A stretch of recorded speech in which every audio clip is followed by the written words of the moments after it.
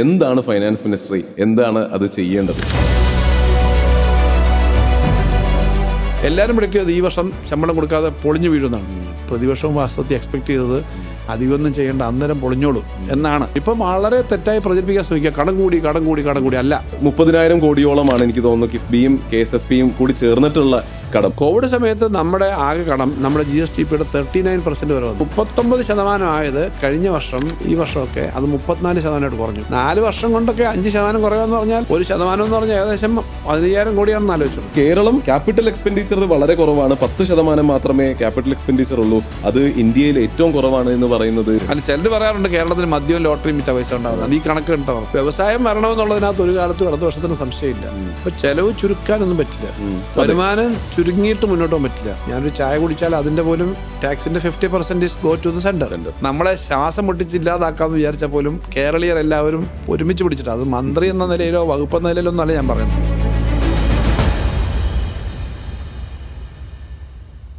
കേരളം കടം കയറി മുടിഞ്ഞിരിക്കുകയാണെന്നാണ് പൊതുവെ ഇന്ന് നിലനിൽക്കുന്ന ഒരു അഭിപ്രായം. ഇലക്ഷൻ അല്ലേ വരുന്നത്, ആൾക്കാർക്ക് അഭിപ്രായങ്ങൾ കൂടുന്ന ഒരു സമയം തന്നെയാണ്. പക്ഷെ അഭിപ്രായങ്ങൾ വെറും തോന്നലുകൾ മാത്രമാകാൻ പാടില്ല, ഡേറ്റ ബാക്ക്ഡും സത്യസന്ധവുമാകണം.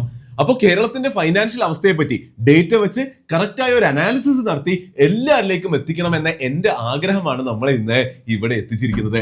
കേരളത്തിന്റെ ഫൈനാൻസിനെ പറ്റി ചർച്ച ചെയ്യാൻ കേരളത്തിന്റെ ഫൈനാൻസ് മിനിസ്റ്ററായ KN ബാലഗോപാലാണ് ഇന്ന് അതിശക്തം പോഡ്കാസ്റ്റിൽ നമ്മുടെ കൂടെയുള്ളത്. ഞങ്ങളുടെ ചർച്ചയിലെ മെയിൻ പോയിന്റ്സ് ഇതൊക്കെയായിരുന്നു. 1, KN ബാലഗോപാൽ എന്ന വ്യക്തിയുടെ ജീവിതകഥയും അതിലെ ലേണിംഗ്സും. 2, ഈ ഫൈനാൻസ് മിനിസ്ട്രി എന്ന് പറയുന്നത് തന്നെ എന്താണ് എന്ന് ഏതൊരു സാധാരണക്കാരൻ മനസ്സിലാകുന്നത് പോലെ ഒരു നോർമൽ ആളുടെ ജീവിതവുമായി കമ്പയർ ചെയ്ത് അദ്ദേഹം നമുക്ക് എക്സ്പ്ലെയിൻ ചെയ്ത് തന്നു. 3, ഒരു സ്റ്റേറ്റിന്റെ ഫൈനാൻഷ്യൽ പില്ലേഴ്സ് ആയ income, expenditure, debt management, cash flow എന്നിവ വിശദമായി തന്നെ അദ്ദേഹം എക്സ്പ്ലെയിൻ ചെയ്ത് തന്നു. ഏതൊക്കെ മെട്രിക്സ് നോക്കിയാണ് ജഡ്ജ് ചെയ്യേണ്ടത് എന്നും അദ്ദേഹം പറഞ്ഞു തന്നു. 4, ഇതെല്ലാം പഠിച്ചിട്ട് ഗവൺമെന്റിന്റെ അവസാന 5 വർഷത്തെ ഫൈനാൻഷ്യൽ പെർഫോമൻസ് ഫൈനാൻഷ്യൽ മിനിസ്റ്റർ തന്നെ വിലയിരുത്തി തന്നു.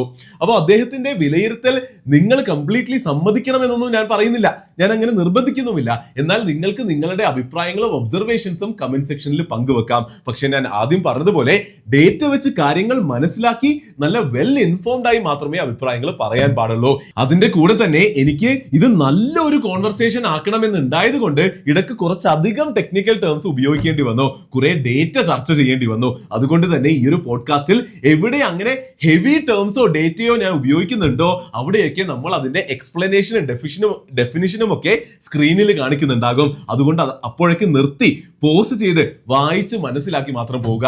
സാധാരണ എനിക്കറിയാം പോഡ്കാസ്റ്റ് ഒക്കെ ആകുമ്പോൾ പലരും ഓഡിയോ മാത്രം കേൾക്കുന്നുണ്ടാകുള്ളൂ, പക്ഷേ ഈ ഒരു പോഡ്കാസ്റ്റിൽ വീഡിയോ കൂടി കണ്ടാലാണ് ഫുൾ ബെനിഫിറ്റ് നിങ്ങൾക്ക് കിട്ടുക. ഓൾസോ ഇതൊരു പൊളിറ്റിക്കൽ പേഴ്സൺ ആയതുകൊണ്ട് തുടങ്ങുന്നതിന് മുൻപ് തന്നെ ഒരു കാര്യം കൂടി എടുത്തു പറയാം, ഇതൊരു PR വർക്ക് അല്ല, യാതൊരുവിധ പൈസയും വാങ്ങിച്ചിട്ടല്ല ഇത് ചെയ്യുന്നത്. ഞാൻ ഇവിടെ പൊളിറ്റിക്കലിയോ അല്ലാതെയോ ഒന്നും തന്നെ എൻഡോഴ്സ് ചെയ്യുന്നുമില്ല. അപ്പൊ തീർച്ചയായിട്ടും മുഴുവനായും കാണുക. The name is Shariq Shamsuddin.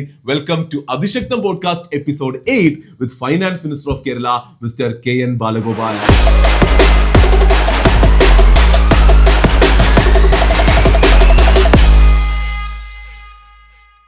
നമ്മുടെ ചാനൽ എന്ന് പറയുന്നത് കേരളത്തെ പണത്തെ പറ്റി പഠിപ്പിച്ചു കൊടുത്തൊരു ചാനലാണ്. അപ്പോൾ ആൾക്കാർ എന്നെ സ്നേഹത്തിൽ ആശാൻ എന്ന് വിളിക്കും. പണം എങ്ങനെ ഉണ്ടാക്കണം, പണം വരവ് എങ്ങനെ മാനേജ് ചെയ്യണം, ചിലവുകൾ എങ്ങനെ മാനേജ് ചെയ്യണം, കടം എങ്ങനെ മാനേജ് ചെയ്യണം, പണം ഇൻവെസ്റ്റ് എങ്ങനെ ചെയ്യണം എന്ന് പ്രൈമറിലി പഠിപ്പിക്കുന്ന ഒരു ചാനലാണ് എൻ്റേത്. അപ്പോൾ നമ്മുടെ കാണികൾ എന്ന് പറയുന്നതും പണത്തെ പറ്റി മനസ്സിലാക്കുന്ന, അറിയാൻ കൂടുതൽ ആഗ്രഹിക്കുന്ന കാണികളാണ്.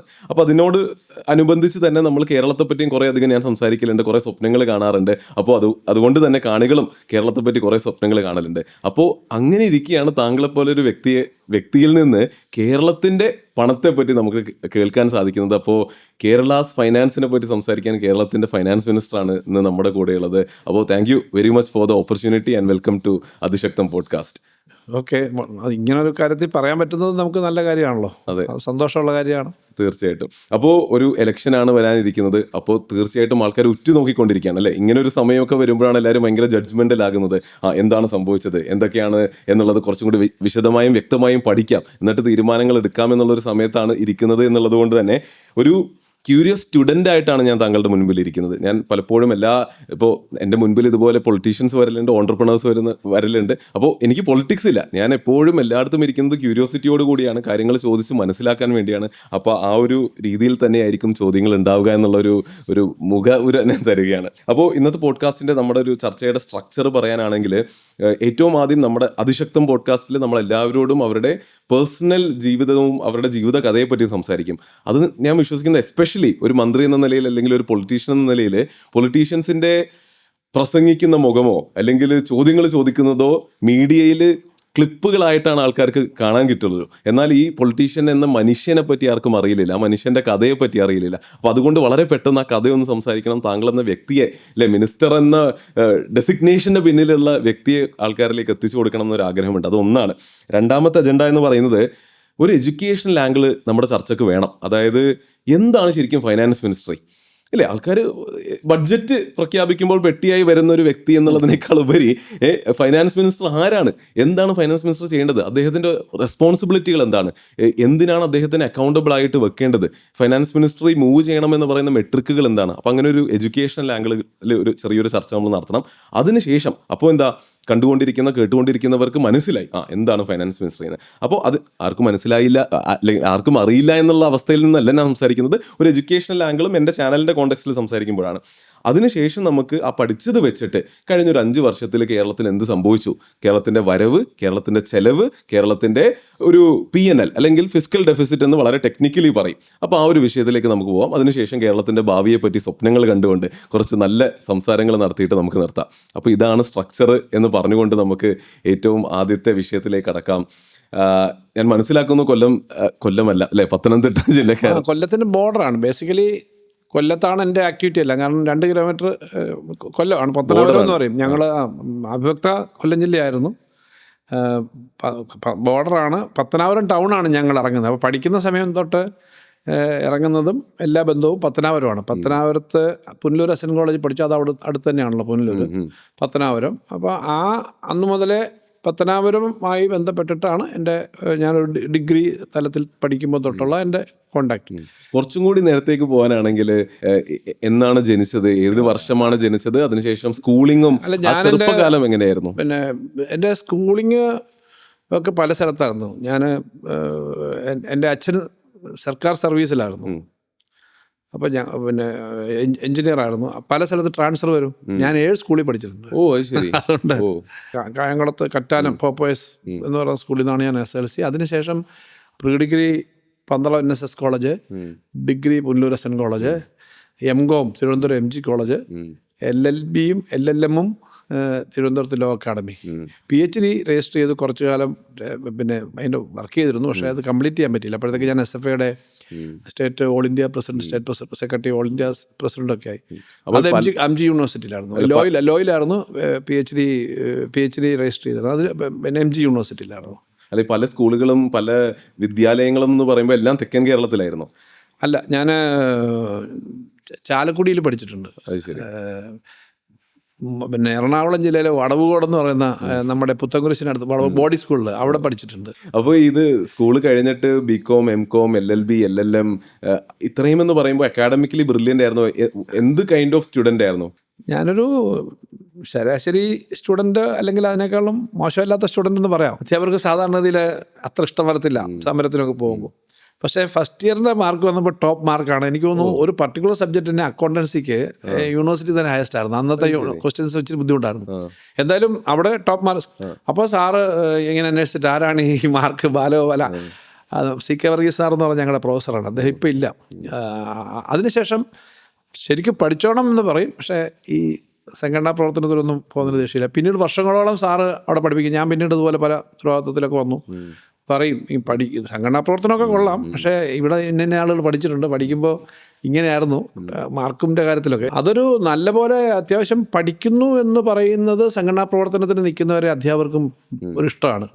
പഠിത്തത്തിൻ്റെ കാര്യത്തിലൊരു താല്പര്യത്തോടു കൂടി തന്നെയാണ്. ഇപ്പോൾ ഞാൻ MCom ഒക്കെ അറിയാമല്ലോ. MCom ആ സമയത്ത് MCom ഒക്കെ എന്ന് പറഞ്ഞാൽ അഡ്മിഷൻ വളരെ കുറച്ച് കോളേജിലേ ഉള്ളൂ. തിരുവനന്തപുരം MG കോളേജ് കൊമേഴ്സിൽ നല്ല ഡിപ്പാർട്ട്മെൻറ്റുള്ള ഒന്നാണ് അന്നും ഇന്നും. തിരുവനന്തപുരത്തേക്ക് പോകുന്നത് ഈ ബികോം കഴിഞ്ഞ് നീ നല്ലതുപോലെ സീരിയസ് ആയി പഠിച്ച് നമുക്കൊരു ജോലി മറ്റൊക്കെയാണ്. പക്ഷെ തിരുവനന്തപുരത്ത് MG കോളേജ് അന്നും സംഘർഷമാണ്, ഇപ്പോഴും അവിടെ അവിടെ വന്നിട്ട് ഞാൻ ചെയർമാനായി നിൽക്കേണ്ടി വന്നു. അപ്പോൾ നമ്മുടെ ഇപ്പോഴത്തെ വിദ്യാഭ്യാസ മന്ത്രി ശ്രീ വി ശിവൻകുട്ടി, അദ്ദേഹം SFIയുടെ സംസ്ഥാന നേതാവാണ്. അദ്ദേഹം ഞാൻ കോളേജിൽ ഞാൻ പറഞ്ഞു ഞാൻ സ്ഥാനാർത്ഥിയൊന്നും ആവാനില്ല, ഞാൻ പ്രവർത്തനമൊക്കെ നടത്തിക്കോളാം, അതല്ല നിർബന്ധമായിട്ട് മത്സരിച്ചേ പറ്റുമെന്ന് ഞാനെപ്പോഴും പറയാറുണ്ട്. അങ്ങനെ വീണ്ടും അവിടെ പഠിക്കുമ്പോഴും സംഘടനാ രംഗത്ത് വന്നു. പക്ഷെ അവിടെയും നല്ലതുപോലെ അധ്യാപകർക്ക് ഇഷ്ടമായിരുന്നു, നന്നായി പഠിക്കുകയൊക്കെ ചെയ്യും തന്നെ. അതിനുശേഷം പിന്നെ LLM ഒക്കെ സീരിയസ് ആയിട്ട് തന്നെയാണ്, LLM ഒക്കെ സീരിയസ് ആയിട്ട് തന്നെയാണ്. അപ്പോൾ ഏത് പ്രായത്തിൽ എന്തുകൊണ്ടാണ് സംഘടനാ പ്രവർത്തനത്തിലേക്ക് ഇറങ്ങണമെന്ന് തോന്നിയത്?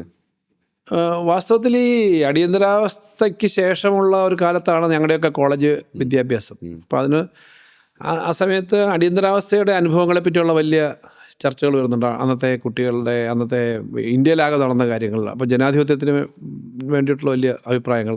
ആ സമയത്ത് അതിനെതിരെ വലിയ സമരം നടത്തിയ കൂട്ടത്തിൽ SFIയുടെ മുദ്രാവാക്യങ്ങൾ, പിന്നെ സ്ലോഗൻസ്, എല്ലാവർക്കും വിദ്യാഭ്യാസം, എല്ലാവർക്കും തൊഴിൽ എന്നൊക്കെ പറയുന്ന, പഠിക്കുക, പോരാടുക, ഇങ്ങനെയൊക്കെയുള്ള സ്ലോഗൻസ് തന്നെയാണ് അട്രാക്ട് ചെയ്തത്. വളരെ വലിയൊരു ഇടതുപക്ഷ ബാക്ക്ഗ്രൗണ്ടൊന്നും, പൊളിറ്റിക്കൽ ബാക്ക്ഗ്രൗണ്ടുള്ള വീടല്ല എൻ്റെ. വാസ്തവത്തിൽ ഒരു വലതുപക്ഷ അല്ലെങ്കിൽ കോൺഗ്രസിനോടൊക്കെ അനുഭാവമുള്ള പൊതു കുടുംബമാണെന്ന് പറയാം. പൊതുവിൽ എൻ്റെ നേരെ മൂത്ത സഹോദരൻ SFIയുടെ പ്രവർത്തകനായിരുന്നു, സജീവമായിട്ട് SFI പ്രവർത്തകനായിരുന്നു. ഒരു പ്രോഗ്രസീവ് ആയിരുന്നു അച്ഛൻ എന്ന് പറയാം. രാഷ്ട്രീയം ഇല്ല, ഉദ്യോഗസ്ഥനായിരുന്നു, ഞാൻ പറഞ്ഞല്ലോ. അങ്ങനെ ഒരു സാഹചര്യം ഉണ്ടായിട്ടും എന്തുകൊണ്ടൊരു കമ്മ്യൂണിസ്റ്റായി? ഈ പറഞ്ഞ പോലെ ഈ നല്ല കാര്യങ്ങളാണ് ചെയ്യുന്നതെന്നുള്ള ആ കൊച്ചിലെ തന്നെ ഇതൊക്കെ മനസ്സിലാക്കി വരുമ്പോൾ നമുക്ക് അതിനോടൊരു കമ്മിറ്റ്മെൻറ്റ് തോന്നുമല്ലോ. അപ്പോൾ പൊതുവിൽ നല്ല മാതൃകകളാണ് ആ സമയത്ത് ഉള്ളത്. പക്ഷെ ആ ഒരു പ്രായത്തിൽ സംഘടനാ പ്രവർത്തനത്തിലേക്ക് ഇറങ്ങി, പക്ഷെ ഒരു MCOM ഒക്കെ ആയപ്പോഴേക്കും ചെയർമാൻ ആയൊരു വിഷയം ഇപ്പോൾ പറഞ്ഞല്ലോ. അപ്പോൾ ഒരു നേതാവായി മാറി ആ ഒരു ട്രാൻസ്ഫോർമേഷൻ എങ്ങനെയാണ് സംഭവിച്ചത്? അത് BCOMന്റെ സമയത്ത് ഞാൻ പുല്ലൂർ SM കോളേജിലെ മാഗസിൻ ആയിരുന്നു, ചെയർമാനായിരുന്നു. അതിനുശേഷം MCOM വന്നപ്പോൾ അവിടെ വീണ്ടും ചെയർമാനായി. അപ്പോൾ അതെന്ത് വാസ്തവത്തിൽ എനിക്കറിഞ്ഞൂടാ എന്ത് ക്വാളിറ്റി. കാരണം എത്രയോ പേര് ആ ഒരു ആഗ്രഹത്തോടു കൂടി ഇറങ്ങുന്നു, പക്ഷെ വളരെ കുറച്ച് പേർക്കില്ല സംഭവിക്കും. അതെന്താണെന്ന് അറിഞ്ഞിട്ടുണ്ട്. എനിക്ക് തോന്നുന്നു ഞാനൊക്കെ വളരെ അങ്ങനെ ഇടിച്ചു കയറുന്ന ആളല്ല, അന്നും അല്ല ഇപ്പോഴും അല്ല. ഷൈ ആണ് പൊതുവെ, സംസാരിക്കാൻ പ്രസംഗിക്കാനൊക്കെ തന്നെ ആ സമയത്താണ് പ്രസംഗിക്കുന്നതൊക്കെ തന്നെ. അല്ല ഞാൻ മനസ്സിലാക്കി നിങ്ങളൊക്കെ പ്രസംഗ മത്സരത്തിന് സ്കൂളിൽ നിന്നേ പോകുന്നവരാ. എനിക്കാണെങ്കിൽ ആളുകളുടെ മുന്നിൽ നിന്ന് സംസാരിക്കാനൊന്നും പറ്റുന്നതല്ല. അങ്ങനെ ഷൈ ഞാൻ പറഞ്ഞില്ലേ, ഒതുങ്ങി നിൽക്കുന്നത്. പക്ഷെ അത് ശരിയല്ലല്ലോ, എന്തോ ഒരു നേതാവ് അങ്ങനെ ആവില്ലല്ലോ. അതുകൊണ്ട് നമ്മളൊരു കമ്മിറ്റ്മെന്റോടുകൂടി കാര്യങ്ങൾ ഉത്തരവാദിത്തോട് ചെയ്യുകയും കാര്യങ്ങൾ പറയും.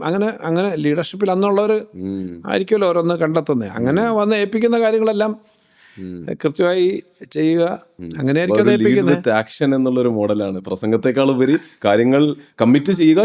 ഞാൻ പറഞ്ഞത് പ്രസംഗം എന്നൊക്കെ പറയുന്നത് പോലും സാധാരണഗതിയിൽ ആളുകളുടെ മുന്നേ വന്ന് ഇത്രയും പിന്നെ ചെയ്യുക എന്ന് പറയുന്നതൊരു നല്ല ചെറിയ കാര്യമല്ലത്. അല്ല, പൊള്ളയായ പ്രസംഗം മാത്രം ഉണ്ടായിട്ട് കാര്യമില്ലല്ലോ. അങ്ങനെയുള്ള ആളുകളെ കണ്ടെത്തി ഈ ഉത്തരവാദിത്തങ്ങൾ ഏൽപ്പിക്കുമ്പോൾ സ്വാഭാവികമായിട്ട് നമ്മൾ പിന്നെ ഈ കാര്യത്തിൽ ഉയർന്നു വരുമല്ലോ. ഉത്തരവാദിത്തങ്ങൾ പലതും രാഷ്ട്രീയത്തിൽ പിന്നീട് ഏൽപ്പിച്ചപ്പോഴും കാര്യങ്ങൾ കൃത്യമായി ചെയ്യുക എന്നുള്ളതൊരു ഉത്തരവാദിത്തമായിട്ട് എടുത്തിട്ടുണ്ട്. ഇപ്പം ഏറ്റവും ഒടുവിലത്തെ ഫിനാൻസ് ആയാലും അതിനു മുമ്പ് വളരെ ഇമ്പോർട്ടൻ്റ് ആയ CM-VS മുഖ്യമന്ത്രി ആയിരുന്നപ്പോൾ പൊളിറ്റിക്കൽ സെക്രട്ടറി ആയിരുന്നു. വളരെ ഇമ്പോർട്ടൻ്റ് ആയൊരു കാലമായിരുന്നു. രാജ്യസഭാ അംഗമായി പോയപ്പോൾ അവിടെ ചെന്ന പെർഫോമൻസ് നമ്മൾ നന്നായി ഉത്തരവാദിത്തോട് ചെയ്യുന്നു എന്നുള്ളത് ആൾക്ക് ശ്രദ്ധിക്കുന്ന തരത്തിലേക്ക് ചില പ്രധാനപ്പെട്ട കാര്യങ്ങൾ ചെയ്യുമ്പോഴാണ് ആളുകൾ നമ്മളെ മനസ്സിലാക്കുക. അതിനു മുമ്പ് ഒത്തിരി കാര്യങ്ങൾ പറയുന്നതിനേക്കാളും പ്രധാനമാണ് ചെയ്യുന്നത് തന്നെയായിരുന്നു. സ്വാഭാവികമായിട്ടും കുറച്ചുകൂടെ പറഞ്ഞ് പ്രചരിപ്പിക്കുകയൊക്കെ വേണം. അല്ല, ഞാൻ പ്രചരിപ്പിക്കാം. അതായത് രാജ്യസഭാ മെമ്പർ ഞാൻ പറഞ്ഞത് നമ്മളും അറിയില്ല. അപ്പോൾ ഞാൻ താങ്കളെ പറ്റി കേട്ടിട്ടുണ്ട്, വായിച്ചിട്ടുണ്ട്, ബഡ്ജറ്റുകൾ ഞാൻ ഫോളോ ചെയ്തിട്ടുണ്ട്. എന്നാലും താങ്കളൊരു രാജ്യസഭാ അംഗമായിരുന്നപ്പോൾ സൻസദ് രത്ന എന്നൊരു അവാർഡ് കിട്ടിയെന്നും അവിടുത്തെ താങ്കളുടെ പ്രസംഗങ്ങൾ, ഡിബേറ്റുകൾ, ചർച്ചകളൊക്കെ വലിയ ചർച്ചകൾ, അതിലും വലിയ ചർച്ചകൾ ഉണ്ടാക്കിയെന്നും സൻസദ് രത്ന എന്നൊരു അവാർഡ് കിട്ടിയെന്നുള്ളതൊക്കെ ഒരു വലിയൊരു റിസർച്ച് നടത്തുമ്പോഴാണ് ഞാൻ പോലും അറിയുന്നത്. നമ്മളിത് അറിയണം അല്ലേ, കൂടുതൽ ആൾക്കാരിലേക്ക് തീർച്ചയായിട്ടും എത്തേണ്ട വിഷയങ്ങളാണ്. സൻസദ് രത്ന എന്ന് പറഞ്ഞത് ഈ പാർലമെന്റിലെ പെർഫോമൻസ് നോക്കി അവർ കൊടുക്കുന്ന ചെന്നൈ IITയും ഒരു ഇത്ര ഡെമോക്രാറ്റിക് ഒരു NGO ഓർഗനൈസേഷനോട് ചേർന്ന് ചെയ്യുന്നതാണ്. അതവർ മൊത്തം പെർഫോമൻസ് നോക്കി അതിൻ്റെ ഡീറ്റെയിൽസ് ഒക്കെ എടുക്കും. പക്ഷേ ഞാൻ പറയുന്നത് ഇപ്പം വളരെ പ്രമാദമായ 2-3-4 ബില്ലുകളിൽ ഒന്ന് നമ്മുടെ GST ആണ്. GSTയുടെ സെലക്ട് കമ്മിറ്റി ഞാൻ അങ്ങായിരുന്നു.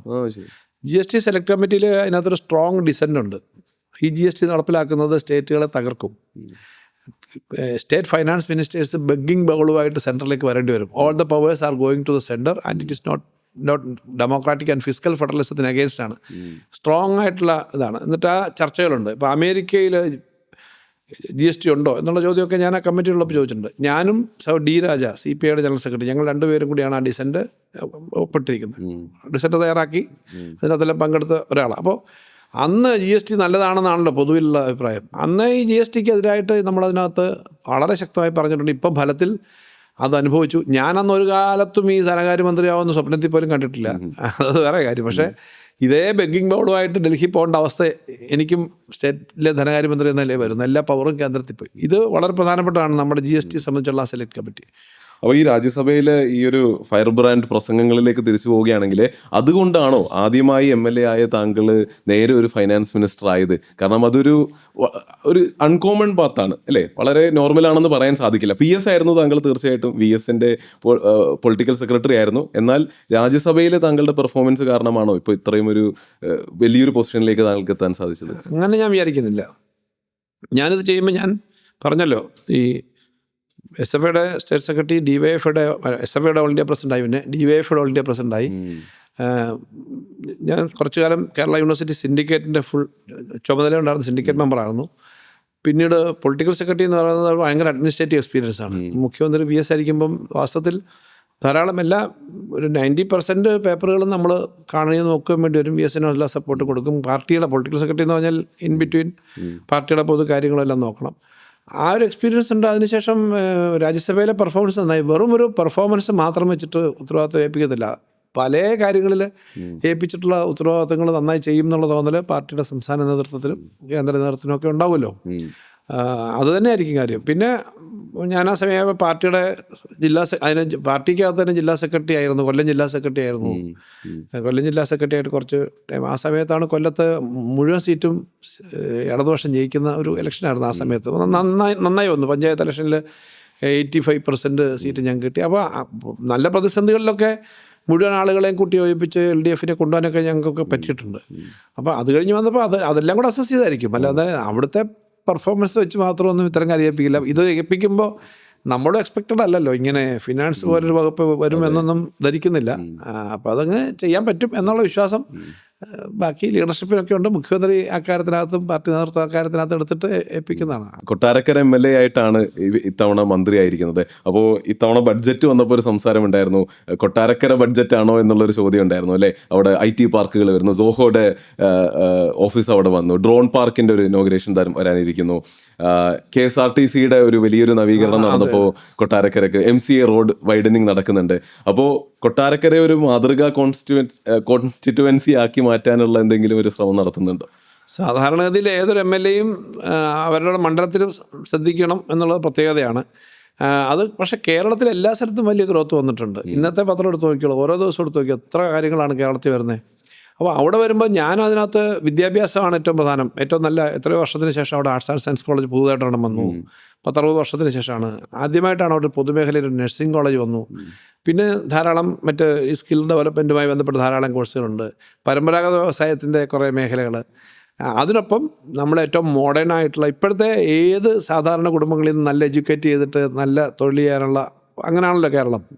അപ്പോൾ അവർക്ക് കിട്ടുന്ന ജോലി സാധ്യതകൾ വേണം. അതിന് ഈ സോഹോ എന്ന് പറയുന്ന സ്ഥാപനം സാധാരണ അവർ ചെന്നൈക്ക് പുറത്തധികം ഇല്ല, തമിഴ്നാടിന് പുറത്തില്ല. അപ്പോൾ അവരുടെ ഒരു മോഡലുണ്ട്. ഈ തെങ്കാശിയിലെ ഏറ്റവും സാധാരണ കുടുംബങ്ങളിലെ തൊഴിലാളി കുടുംബങ്ങളിലെ കുട്ടികളെ +2 ഒക്കെ കഴിഞ്ഞ് ആ ലെവലിലാണ് അവർ റിക്രൂട്ട് ചെയ്തിട്ട് ഈ പ്രോഗ്രാമിംഗ് ഒക്കെ പഠിപ്പിക്കുകയാണ്. ഞാനവിടെ പോയി ഒരു ദിവസം ഫുൾ അവിടെ ഉണ്ടായിരുന്നു. ശ്രീധർ വെമ്പ് ഉണ്ടായിരുന്നു. നമ്മൾ നേരത്തെ 2-3 പ്രാവശ്യം മുമ്പ് നമ്മൾ കണ്ടിരുന്നു. അവിടെ മൊത്തം കണ്ടു. അപ്പം ഞാൻ പറഞ്ഞത് ഇത് നമ്മുടെ ഇവിടെ പറ്റും നല്ല ബ്രില്യൻ്റായ കുട്ടികളാണ്. നമുക്ക് നല്ല എഡ്യൂക്കേഷൻ ബാക്ക്ഗ്രൗണ്ട് സ്ഥലമാണ്. നിങ്ങൾക്ക് തിരുവനന്തപുരത്തേക്ക് പോകാനാണെങ്കിൽ this is very short route. Train connectivity ഉണ്ട്.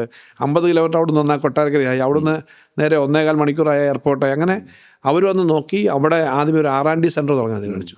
പറ്റുന്ന ചില ആളുകളെ അവർക്ക് മലയാളികളായിട്ടുള്ള ആളുകൾ അവിടെ കൊട്ടാരക്കരയുള്ളൊരു ആളുണ്ട് വേറെ. അങ്ങനെ വന്നപ്പോൾ R&D സെൻറ്ററിൽ നല്ല 50 പേരുള്ള ഒരു R&D സെൻറ്റർ, പക്ഷേ 50 പേരുള്ള R&D സെൻറ്റർ ഉദ്ഘാടനം ചെയ്തത് മുഖ്യമന്ത്രിയാണ്.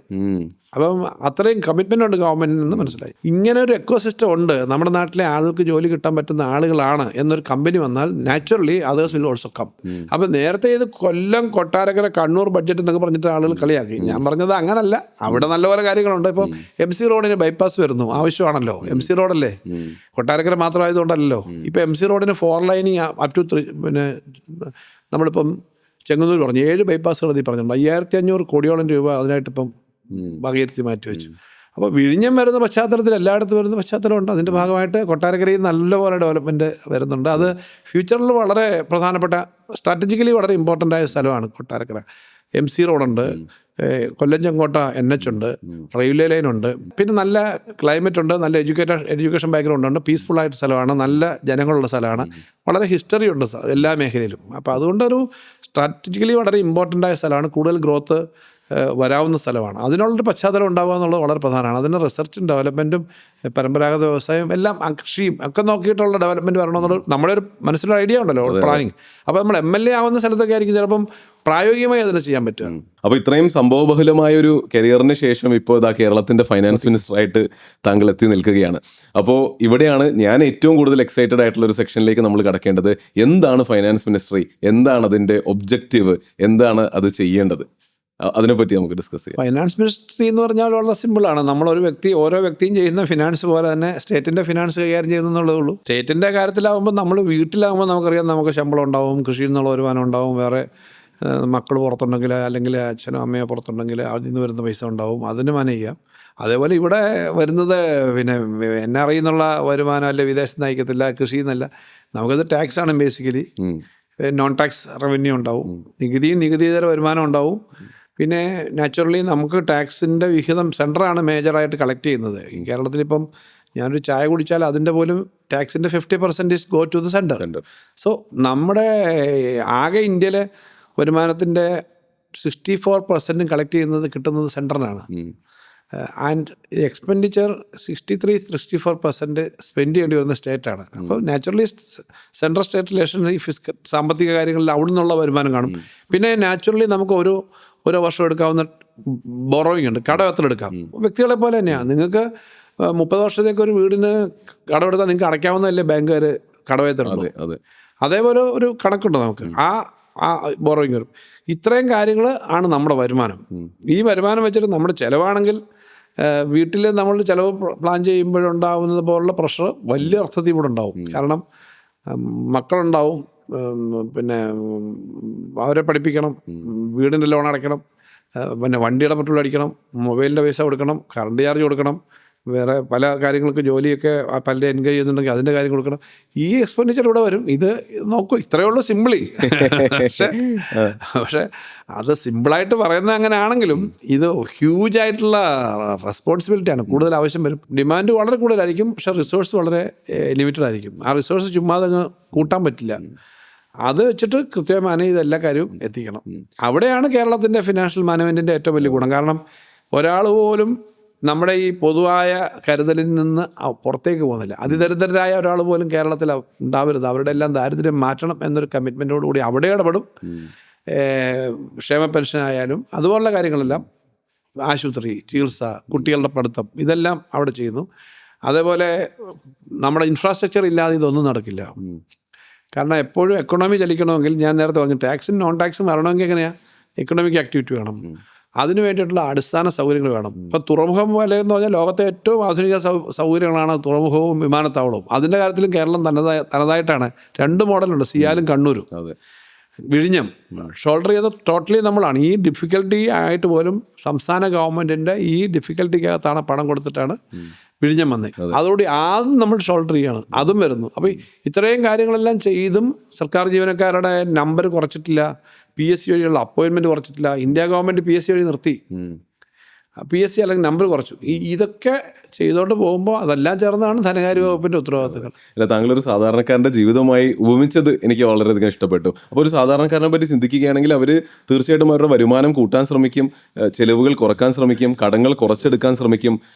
എന്തിനാണ്? അസറ്റ് വാങ്ങാനാണ്, അല്ലേ? എന്നിട്ട് അസറ്റുകൾ വാങ്ങിച്ചിട്ട് അവരുടെ നെറ്റ്വർത്ത് കൂട്ടി നാളെ അത് അവരുടെ അടുത്ത തലമുറക്ക് കൊടുത്ത് അല്ലെങ്കിൽ അവർ തന്നെ കുറേ എൻജോയ് ചെയ്ത് ജീവിച്ച് അപ്പം അങ്ങനെ ഒരു ഔട്ട്കം അവർ അതിൽ നിന്ന് എക്സ്പെക്ട് ചെയ്യുന്നുണ്ട്. അപ്പോൾ ഒരു സ്റ്റേറ്റ് വരുമാനം കൂട്ടണമെന്നാണോ എക്സ്പെക്ട് ചെയ്യുന്നത്, ചിലവ് കുറക്കണമെന്നാണോ, അതോ കടം കൺട്രോൾ ചെയ്തിട്ട് എവിടേക്ക് പോകാനാണ് നമ്മൾ ആഗ്രഹിക്കുന്നത്, എന്ത് ചെയ്താൽ നന്നാകുമെന്നാണ് പറയുന്നത്? നമ്മളെപ്പോഴും മുന്നോട്ട് പോകാനാണല്ലോ ആഗ്രഹിക്കുന്നത്.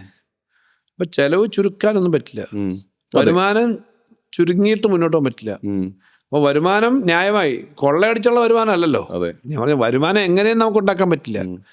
വരുമാനം ന്യായമായ വരുമാനം ഈ തരുന്ന ആളുകൾക്ക് തരാൻ പറ്റുന്ന തരത്തിലേക്കല്ലേ ടാക്സ് പറ്റുള്ളൂ.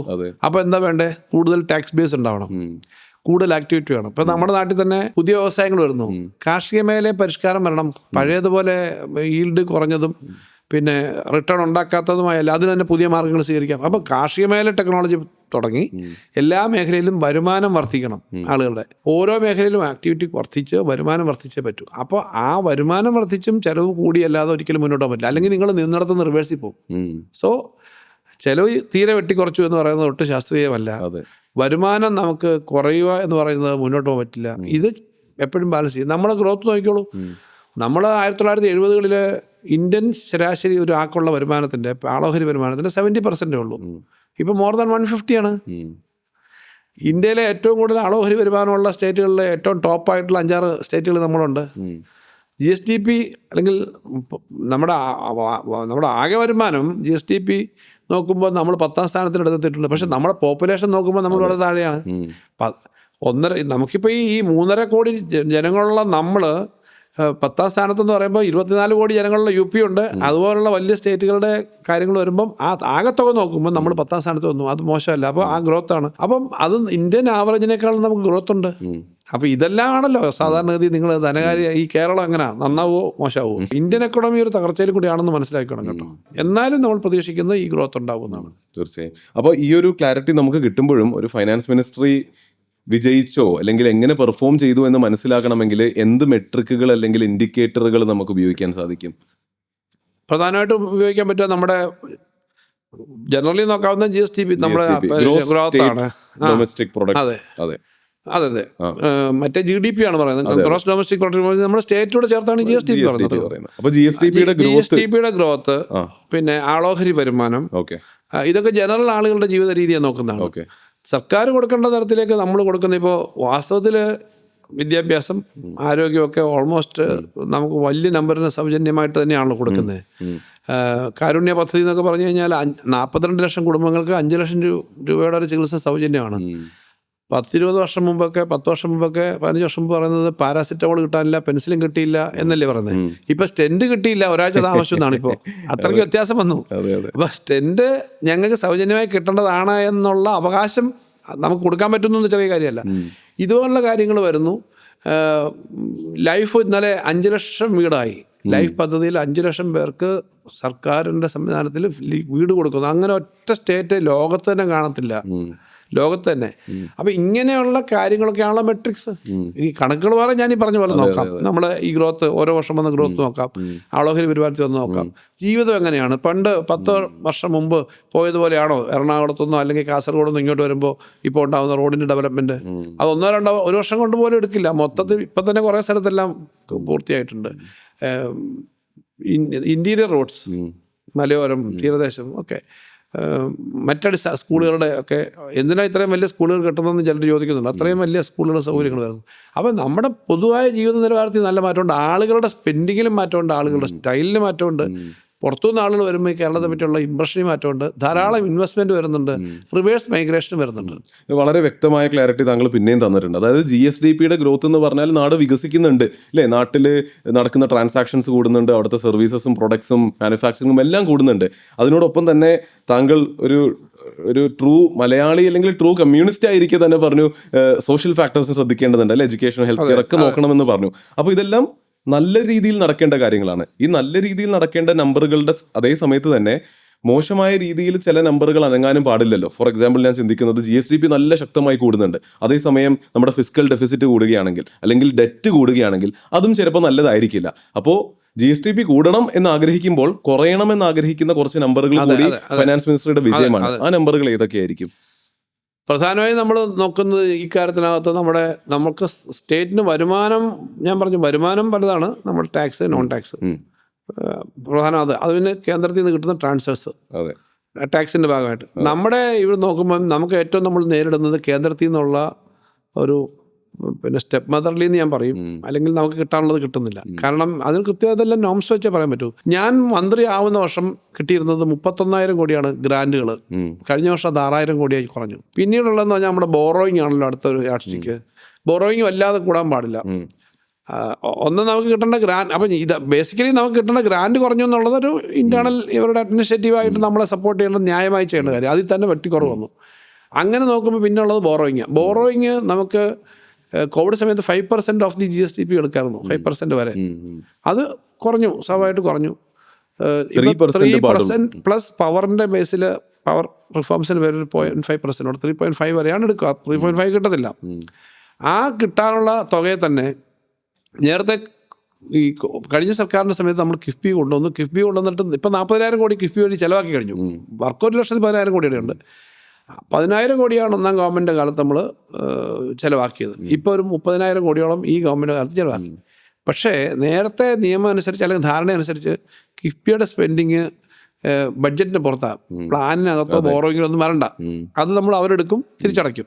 അതിന് ചില ടാക്സിൻ്റെ പെർസെൻറ്റേജ് നമ്മൾ കൊടുക്കും. പക്ഷെ അതിപ്പോൾ വന്നിട്ട് കേന്ദ്ര ഗവൺമെൻറ് എന്ത് ചെയ്തു, ഈ കിഫ്ബിക്ക് കൊടുക്കുന്ന പണം മുഴുവൻ, എടുക്കുന്ന ബോറോയിങ് മുഴുവൻ നമ്മുടെ ബോറോയിങ് ആയി. അപ്പോൾ ഈ ബോറോയിങ് വീണ്ടും കുറഞ്ഞു. പക്ഷെ അതല്ലേ അതിൻ്റെ ശരി? അത് ശരിയാണെന്ന് പറയാൻ പറ്റത്തില്ല. കാരണം ഇന്ത്യയിലെ നാഷണൽ ഹൈവേ പണിയാൻ വേണ്ടിയിട്ട് അവരെടുക്കുന്നത് ബോറോയിങ് വരുന്നില്ല. ഇല്ല വരുന്നില്ല. നമ്മൾ ഈ ബാലൻസ് ഷീറ്റിൽ വരുന്നില്ല. നമ്മൾ ഈ എടുക്കുന്ന അവരുടെ പലതും വരുന്നില്ല. നമ്മൾ ഈ എടുക്കുന്ന പണം അവിടുന്ന് റിട്ടേൺ ചെയ്യാവുന്ന തരത്തിലേക്കുള്ള പലമുണ്ട്. ഇപ്പോൾ കൊച്ചിയിൽ നിന്ന് പാലക്കാട് വരെ ഉള്ള ഗിഗ് സിറ്റി, അതുപോലൊക്കെയുള്ള കാര്യത്തിന് പണം മുടക്കി കഴിഞ്ഞാൽ ആ പണം തിരിച്ച് റിട്ടേൺ കിട്ടും, അങ്ങോട്ട് അടയ്ക്കുമല്ലോ. റിട്ടേൺ കിട്ടുന്നതാണ്. കുറേ റിട്ടേൺ കിട്ടുന്നില്ല, കുറേ റിട്ടേൺ കിട്ടുന്നുണ്ട്. അപ്പോൾ അങ്ങനെയാണ് കിഫ്ബിയുടെ മോഡൽ. അപ്പോൾ അതും കൂടെ കുറച്ചു. അതിൻ്റെ ഭാഗമായിട്ട് എന്താ സംഭവിച്ചതെന്ന് വെച്ച് കഴിഞ്ഞാൽ നമ്മുടെ ബോറോയിങ് സ്പേസ് കുറഞ്ഞു. ഇനി എക്കണോമിക് യാഡ്സ്റ്റിക്സ് നോക്കുമ്പോൾ കേരളത്തിൻ്റെ പൊസിഷൻ വളരെ ബെറ്റർ ആയിട്ടുണ്ട്. ഇപ്പം വളരെ തെറ്റായി പ്രചരിപ്പിക്കാൻ ശ്രമിക്കുക, കടം കൂടി അല്ല.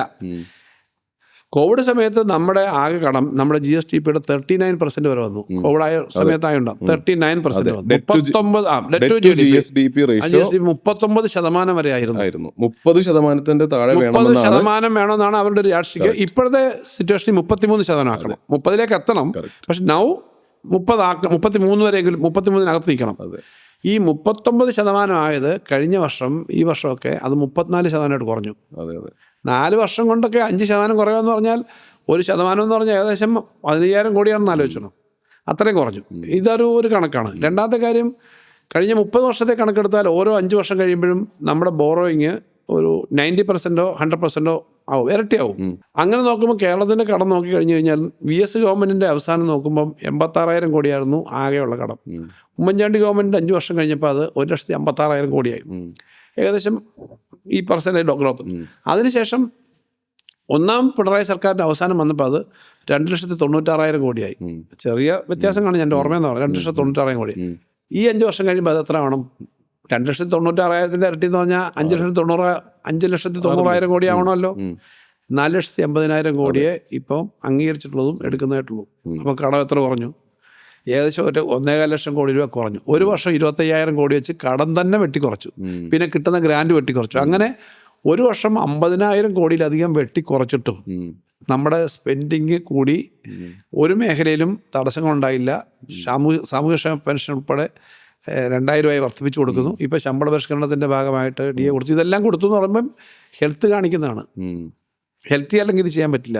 അതുകൊണ്ടാണ് ഞാൻ പറഞ്ഞത് അടുത്ത 5 വർഷം ഇതിനേക്കാളും ഹോപ്പ്ഫുള്ളായി വലിയ ഗ്രോത്ത് ഉണ്ടാവും. കാരണം നമ്മുടെ ഈ ഇൻവെസ്റ്റ്മെൻറ്റിൻ്റെ ഇൻഫ്രാസ്ട്രക്ചറിൻ്റെ ഒക്കെ അതിൻ്റെ റിസൾട്ടുകൾ വന്നു തുടങ്ങിയിട്ടേ ഉള്ളൂ. പുറത്തു പോയ ചെറുപ്പക്കാർ, നിങ്ങളൊക്കെ ഈ മേഖലയിൽ ധാരാളം ഇൻവെസ്റ്റേഴ്സുമായിട്ട് സംസാരിക്കുന്നവരാണ്. പ്രത്യേകിച്ച് സ്മോൾ ഇൻവെസ്റ്റേഴ്സാണ് നിങ്ങളുടെ ഷെയർ മാർക്കറ്റൊക്കെ. കേരളത്തിനകത്ത് വലിയ മേജർ ഇൻവെസ്റ്റ്മെൻറ്റുള്ള ഷെയർ ഒന്നുമുള്ള കമ്പനിയില്ല, 1, 2, 3 ഒക്കെ ഉള്ളൂ.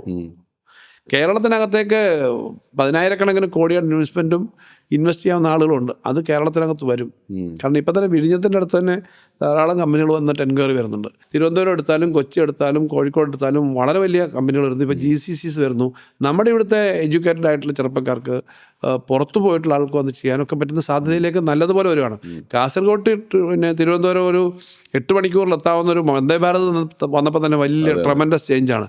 സോ കുറച്ചുകൂടെ ഫാസ്റ്റ് ആയിട്ടുള്ള ട്രാൻസ്പോർട്ട് സൗകര്യങ്ങൾ, ബാക്കി സൗകര്യങ്ങൾ, ടൂറിസത്തിൻ്റെ ഫെസിലിറ്റി, ഹെൽത്തിൻ്റെ ഫെസിലിറ്റി, എഡ്യൂക്കേഷൻ ഫെസിലിറ്റി, ഇതൊക്കെ കുറച്ചുകൂടി ഗ്രോ ചെയ്യുമ്പോൾ വാസ്തവത്തിൽ ഇതൊരു വളരെ നല്ല സ്ഥലമാണ്. പിന്നെ കലഹങ്ങളും ബഹളങ്ങളും പൊതുവെ കുറവാണ്, വർഗീയ ലഹളകളില്ല, സമാധാനത്തോടുകൂടി ജീവിക്കാവുന്ന സ്ഥലമാണ്, വെള്ളവും നല്ല വായുവും ഒക്കെ ഉണ്ട്. ഞാൻ പറഞ്ഞ പോസിറ്റീവായ ഒത്തിരി കാര്യങ്ങൾ നമുക്കുണ്ട്.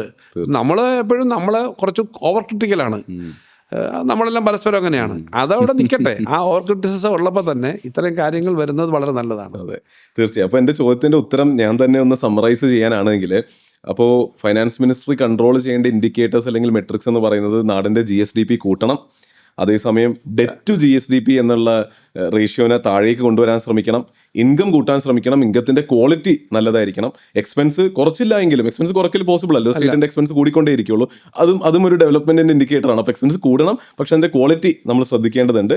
ഇതെല്ലാം നോക്കിയിരിക്കുക, നമ്മുടെ സോഷ്യൽ ഇൻഡിക്കേറ്റേഴ്സ് ഒന്നും വീഴാനും പാടില്ല. ആളുകളുടെ ജീവിതം മെച്ചപ്പെടണം പൊതുവെ. ചില ആളുകൾക്കല്ല, ഇപ്പം നമ്മളെക്കാളും വരുമാനമുള്ള സ്റ്റേറ്റുകളുണ്ട്, പെർ ക്യാപിറ്റ നമ്മളെക്കാളും കൂടുതലുള്ള സ്റ്റേറ്റ് ഉണ്ട്, പക്ഷെ ബാലൻസ് അല്ല ഗ്രോത്ത്. അപ്പോൾ അവിടെയാണ് പിന്നെ ഗുജറാത്തിൽ പോകുമ്പം അമേരിക്കൻ പ്രസിഡന്റ് വരുമ്പം വലിയ മതിൽ കെട്ടുന്നത് അപ്പുറത്തെ ചേരികളാണ് കാണാതിരിക്കാൻ. നമുക്കങ്ങനെ മതിൽ കെട്ടേണ്ട കാര്യമില്ല. അത് വളരെയധികം പ്രൗഡായിട്ടുള്ള ഒരു വിഷയമാണല്ലോ. പോവർട്ടി ലെസ് ആയിട്ടുള്ള ഒരു സ്റ്റേറ്റായി കേരളം മാറി എന്നുള്ളത് വളരെ. വീടില്ലാത്ത ആളുകൾ അപൂർവം ഇപ്പോഴും അവശേഷിക്കുന്നുണ്ട്. പക്ഷെ 5 ലക്ഷം പേർക്ക് ഇത്രയും സമയം കൊണ്ട് വീട് വെച്ച് കൊടുത്തു ലൈഫിൽ. ഇനിയും 2-3 ലക്ഷം പേർക്ക് ഇനിയിപ്പോൾ പുതിയ ഇത് വരുന്നുണ്ട്. പക്ഷെ അതൊരു ചെറിയ കാര്യമല്ല. ഞാനതാ പറഞ്ഞത്, നമ്മുടെ നാടിൻ്റെ അവസ്ഥ മറ്റുള്ളവർ കാണാതിരിക്കാൻ വേണ്ടി വലിയ കട്ടനിടേണ്ട കാര്യമില്ല. കേരളത്തിൽ ഓപ്പണാണ്. തീർച്ചയായും. അപ്പോൾ ഇപ്പോൾ നമ്മൾ പറഞ്ഞ കുറേ കാര്യങ്ങളുണ്ടല്ലോ, താങ്കൾ എന്തുകൊണ്ടാണ് ജഡ്ജ് ചെയ്യപ്പെടേണ്ടത് എന്നുള്ള മെട്രിക്കുകൾ താങ്കൾ തന്നെ ഇവിടെ പറഞ്ഞിട്ടുണ്ട്. അപ്പോൾ അങ്ങനെയാണെങ്കിൽ ഈ പറഞ്ഞ എല്ലാ മെട്രിക്കുകളുടെയും നമ്പർ എൻ്റെ അടുത്തുണ്ട്. അപ്പോൾ ആ നമ്പറുകൾ ഡിസ്കസ് ചെയ്തിട്ട് കുറേയും നല്ല കാര്യങ്ങളുണ്ട്, കുറച്ച് കാര്യങ്ങളിൽ ചർച്ച ചെയ്യണം. അപ്പോൾ ഇതിൽ എന്ത് സ്ട്രാറ്റജികളാണ് താങ്കൾ ഉപയോഗിച്ചത്, എങ്ങനെയാണ് ഈ കഴിഞ്ഞ 5 വർഷത്തിൽ നമ്മൾ നന്നായത് എന്നുള്ളൊരു ഡിസ്കഷനാണ് ഞാൻ ആഗ്രഹിക്കുന്നത്. ഏറ്റവും ആദ്യം താങ്കൾ പറഞ്ഞത് GSDP ഗ്രോത്ത് ഉണ്ടാകണം, അതാണ് ഫൈനാൻസ് മിനിസ്ട്രി ഏറ്റവും ബേസിക്കലി ചെയ്യേണ്ട വിഷയം എന്ന് പറഞ്ഞു. വളരെ മനോഹരമായ കാര്യം നടന്നിട്ടുണ്ട് എന്നുള്ളതാണ്. GSDP 2021-22 താങ്കൾ കറക്റ്റ്ലി പറഞ്ഞതുപോലെ ഒരു 9 ലക്ഷം കോടിയിലായിരുന്നു. ഇപ്പോൾ നമ്മൾ കഴിഞ്ഞ വർഷം എൻഡ് ചെയ്യുന്നത് 21-22 അതിനേക്കാളും കുറവാണ്, കാരണം കോവിഡ് വർഷം താഴെ പോയി. തീർച്ചയായിട്ടും. അപ്പോൾ ആ ഒരു 8-9 ലക്ഷം കോടിയിൽ നിന്ന് ഇപ്പോൾ അത് 12-14 ലക്ഷം കോടിയിലേക്ക് എത്തിയിരിക്കുന്നു. ഓരോ വർഷവും. അടുത്ത വർഷം 16 എക്സ്പെക്ട് ചെയ്യുന്നത്, അവരുടെ ഈ നമ്മുടെ സ്റ്റാറ്റിസ്റ്റിക്സ് ഡിപ്പാർട്ട്മെന്റിന്റെ ഒക്കെ എക്സ്പെക്ടേഷൻ. കറക്റ്റ്. അപ്പോൾ ഒരു ഇയർ ഓൺ ഇയർ എല്ലാ വർഷവും ഒരു കൺസിസ്റ്റന്റ് ആയ ഒരു 10 വർഷത്തിന്റെ ഗ്രോത്ത് നടന്നുകൊണ്ട് പോകുന്നുണ്ട്. അത് എനിക്ക് തോന്നുന്നു നല്ലൊരു വിജയം തന്നെയാണ്. അപ്പോൾ അവിടെ എനിക്ക് ചോദിക്കാനുള്ളത്, എന്താണ് നമ്മൾ സ്പെസിഫിക്കലി എന്തെങ്കിലും സ്ട്രാറ്റജി ഉപയോഗിച്ചിട്ടാണോ നമ്മളിതിനെ കൊണ്ടുവന്നത്? എന്താണ് താങ്കൾക്ക് തോന്നുന്നത്? What did we do right? നമ്മൾ എല്ലാ മേഖലയും നോക്കിക്കോളൂ. പിന്നെ കാർഷിക മേഖലയാണല്ലോ നമ്മൾ പറയും, പണ്ട് പ്രൈമറി സെക്ടർ, സെക്കൻഡറി സെക്ടർ എന്നൊക്കെ ഉണ്ടല്ലോ. കാർഷിക മേഖലയിൽ തന്നെ കുറച്ച് ഗ്രോത്ത് ഉണ്ട്. നേരത്തെ ഉള്ളതിനേക്കാളൊരു സ്റ്റാഗ്നേഷൻ മാറി. പക്ഷേ ഇനിയും വലിയ ഗ്രോത്ത് വരണമെന്നാണ്. ഇപ്രാവശ്യം തന്നെ ഞാൻ ബഡ്ജറ്റിൽ പറഞ്ഞൊരു കാര്യമുണ്ടല്ലോ, ന്യൂ ടെക്നോളജി ഉപയോഗിച്ചിട്ട് ഹൈടെക് കൃഷി രീതികൾ എടുക്കുന്ന കർഷകർക്ക്, യുവ കർഷകരെന്നല്ല, കൂടുതൽ യുവ കർഷകരാണ്, അവർക്കൊരു ഇൻട്രസ്റ്റ് സബ്സിഡി കൊടുക്കുമെന്ന് പറഞ്ഞിട്ടുണ്ട്. കാരണം കൃഷിയിലേക്ക് വരിക എന്ന് പറഞ്ഞാൽ പരമ്പരാഗത കൃഷിയല്ല, പുതിയ കൃഷികൾ വേണം, പുതിയ രീതികൾ വേണം. ഇൻഡസ്ട്രീസിൽ ഈസ് ഓഫ് ഡൂയിങ് ബിസിനസ്, അതിൻ്റെ സൗകര്യങ്ങളൊക്കെ നമ്മൾ കാണുന്നതാണ്. നമ്മൾ ഈ കൃഷി സാധനങ്ങൾ തന്നെ ഈ റെഫ്രിജറേറ്റഡ് ഗോഡൗൺസ്, എക്സ്പോർട്ട്, അങ്ങനെ കണക്ട് ചെയ്യാവുന്ന തരത്തിൽ നമ്മുടെ ഭൂമിശാസ്ത്രം അനുസരിച്ച് പറ്റുന്ന ധാരാളം കാര്യങ്ങൾ.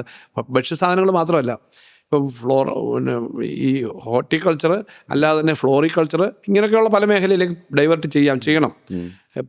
വിഴിഞ്ഞം വന്ന ഒരു വലിയ സാധ്യത അതിനൊക്കെ. ഇപ്പം ലോകത്തെ ഏറ്റവും വലിയ ഈ പൂക്കളൊക്കെ വരുന്ന സ്ഥലം ആംസ്റ്റർഡാമാണ്.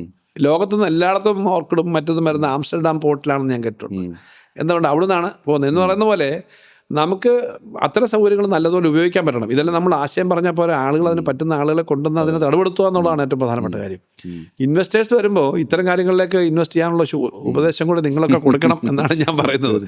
രണ്ടാമത്തെ കാര്യം, നമുക്ക് ഫുഡ് ഇൻഡസ്ട്രി, നമ്മുടെ ഫുഡ് പൊതുവെ നല്ല ടേസ്റ്റിയായ പല ഐറ്റങ്ങളുണ്ട്. ഇതും ക്വിക്കായിട്ട് പോകാൻ പറ്റും. ഇങ്ങനെയുള്ള പല ഇൻഡസ്ട്രികൾ പിന്നെ ഭാവിയിലേക്ക് വരാം. അപ്പോൾ എന്തുകൊണ്ടാണ് ഇത് വന്നതെന്ന് വെച്ചാൽ, നമ്മൾ ഓരോ ബഡ്ജറ്റിലും ഈ ഇപ്പം നമ്മുടെ സ്റ്റാർട്ടപ്പുകൾക്ക് 5% KFC തന്നെ വലിയ ഗ്യാരണ്ടി ഒന്നും ഇല്ലാതെ, കൊളാട്രൽ സെക്യൂരിറ്റി ഇല്ലാതെ ബോറോയും കൊടുക്കുന്നു. ഇപ്പോൾ അതിനകത്ത് ഞാൻ ടൂറിസത്തിലേക്കൊക്കെ 50 കോടിയുടെ വരെയുള്ള വലിയ, നമുക്ക് ടൂറിസം സ്പേസസ് കുറവാണ്, കൺവെൻഷൻ സെൻറ്റേഴ്സ് കുറവാണ്. അതിന് 50 കോടി രൂപ വരെ 2% ഇൻട്രസ്റ്റ് സബ്വെൻഷനോട് കൊടുക്കാമെന്ന് പറഞ്ഞു. ഇങ്ങനെ ഓരോ മേഖലയിലും നമ്മൾ കൊടുക്കുന്നുണ്ട്. ഗവൺമെൻറ് ഒരു ഡിപ്പാർട്ട്മെൻ്റ് അല്ല, എല്ലാ ഡിപ്പാർട്ട്മെൻറ്റും അത് ചെയ്യുന്നുണ്ട്. ഈസ് ഓഫ് ഡൂയിങ് ബിസിനസ്സിന് വേണ്ടി ചെയ്ത കാര്യങ്ങൾ അറിയാമല്ലോ. ഇപ്പോൾ ബിസിനസ് ചെയ്യുന്നതിനുള്ള ഒരു ബുദ്ധിമുട്ടില്ല.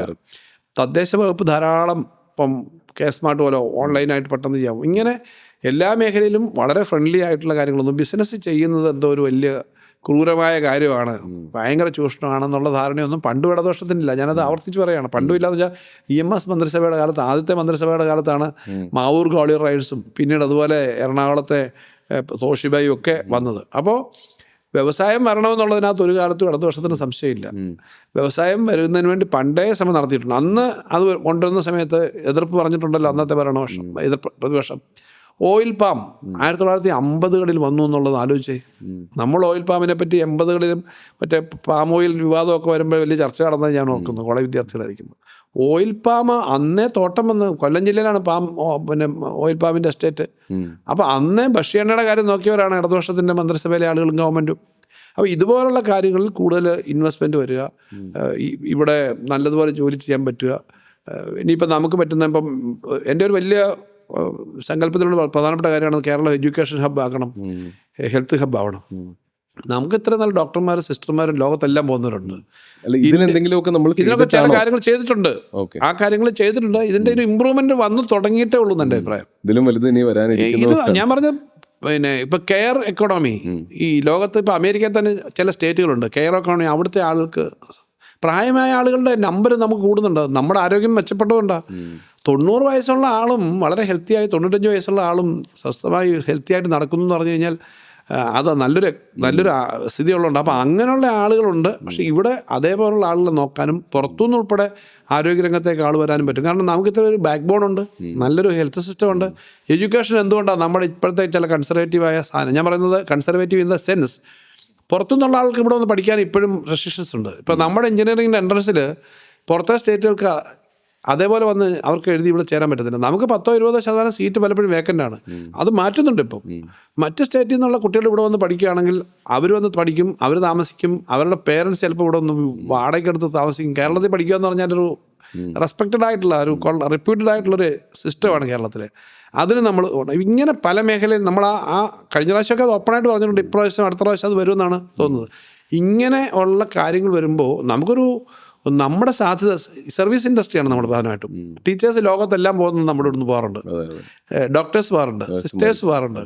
അപ്പോൾ ഇതൊക്കെ നമുക്ക് എന്തിനാ അവിടെ പോകുന്നത്? അവിടത്തെക്കാളും പകുതി ചിലവിൽ ഇവിടെ ചെയ്യാമെങ്കിൽ ഹോസ്പിറ്റൽസിൻ്റെ ഒരു പിന്നെ എഫിഷ്യൻസി കൂട്ടി, സൗകര്യം കൂട്ടി വന്നൂടെ? ഇത് ബഡ്ജറ്റിനകത്തിലൊക്കെ പണം വെച്ചിട്ടുണ്ട്, അതിനുള്ള മാർക്കറ്റിംഗ് നടക്കുന്നുണ്ട്, കുറച്ചുകൂടി നന്നായി നടക്കണം. ഇതെല്ലാം കൂടി വരുമ്പോൾ ഞാൻ വിചാരിക്കുന്നത് ഈ പശ്ചാത്തലം എല്ലാം കൂടി വരുമ്പം വളരെ വലിയ, നമ്മൾ വിചാരിക്കുന്നതിനേക്കാളും ഒരു വലിയ കുതിച്ചാട്ടം ഉണ്ടാകും എന്നാണ് ഞാൻ പ്രതീക്ഷിക്കുന്നത്. അതാണ് നമ്മുടെ കാഴ്ചപ്പാട്. രാഷ്ട്രീയം നമുക്കെല്ലാം കൃത്യമായ രാഷ്ട്രീയ അഭിപ്രായമുണ്ട്. ഈ രാഷ്ട്രീയമാണ്, ഇത് നന്നായി നടക്കണം. വിവാദങ്ങളൊക്കെ ധാരാളം ആവശ്യമില്ലാത്ത വരും, പക്ഷേ നമുക്ക് ഈ കാര്യങ്ങൾ വരിക, അത് മുഖ്യമന്ത്രിയുടെ നേതൃത്വത്തിൽ ഇടതുപക്ഷ മുന്നണി ചെയ്യുന്ന കാര്യം അതാണ്. ഞങ്ങൾക്ക് ആ കാര്യത്തിനകത്ത് നല്ല കോൺഫിഡൻസ് ഉണ്ട്. അത് നന്നായി വരിക എന്നുള്ളതാണ്. Keralam will be a separate type of development area in the country. ഇങ്ങനെ തീർച്ചയായും. അപ്പോൾ ഈ ആൾക്കാർ പുറത്തു പോകുന്നതിനെ പറ്റി സംസാരിക്കുമ്പോൾ ഈ കഴിഞ്ഞ 5 വർഷത്തിൽ NRI റെമിറ്റൻസസ്, പ്രവാസികൾ പുറത്തുനിന്ന് നാട്ടിലേക്ക് അയക്കുന്ന പൈസയും എനിക്ക് തോന്നുന്നു 1 ലക്ഷം കോടിയിൽ നിന്ന് ഇപ്പോൾ 2 ലക്ഷം കോടിയിലേക്ക് ഉയർന്നിട്ടുണ്ട്.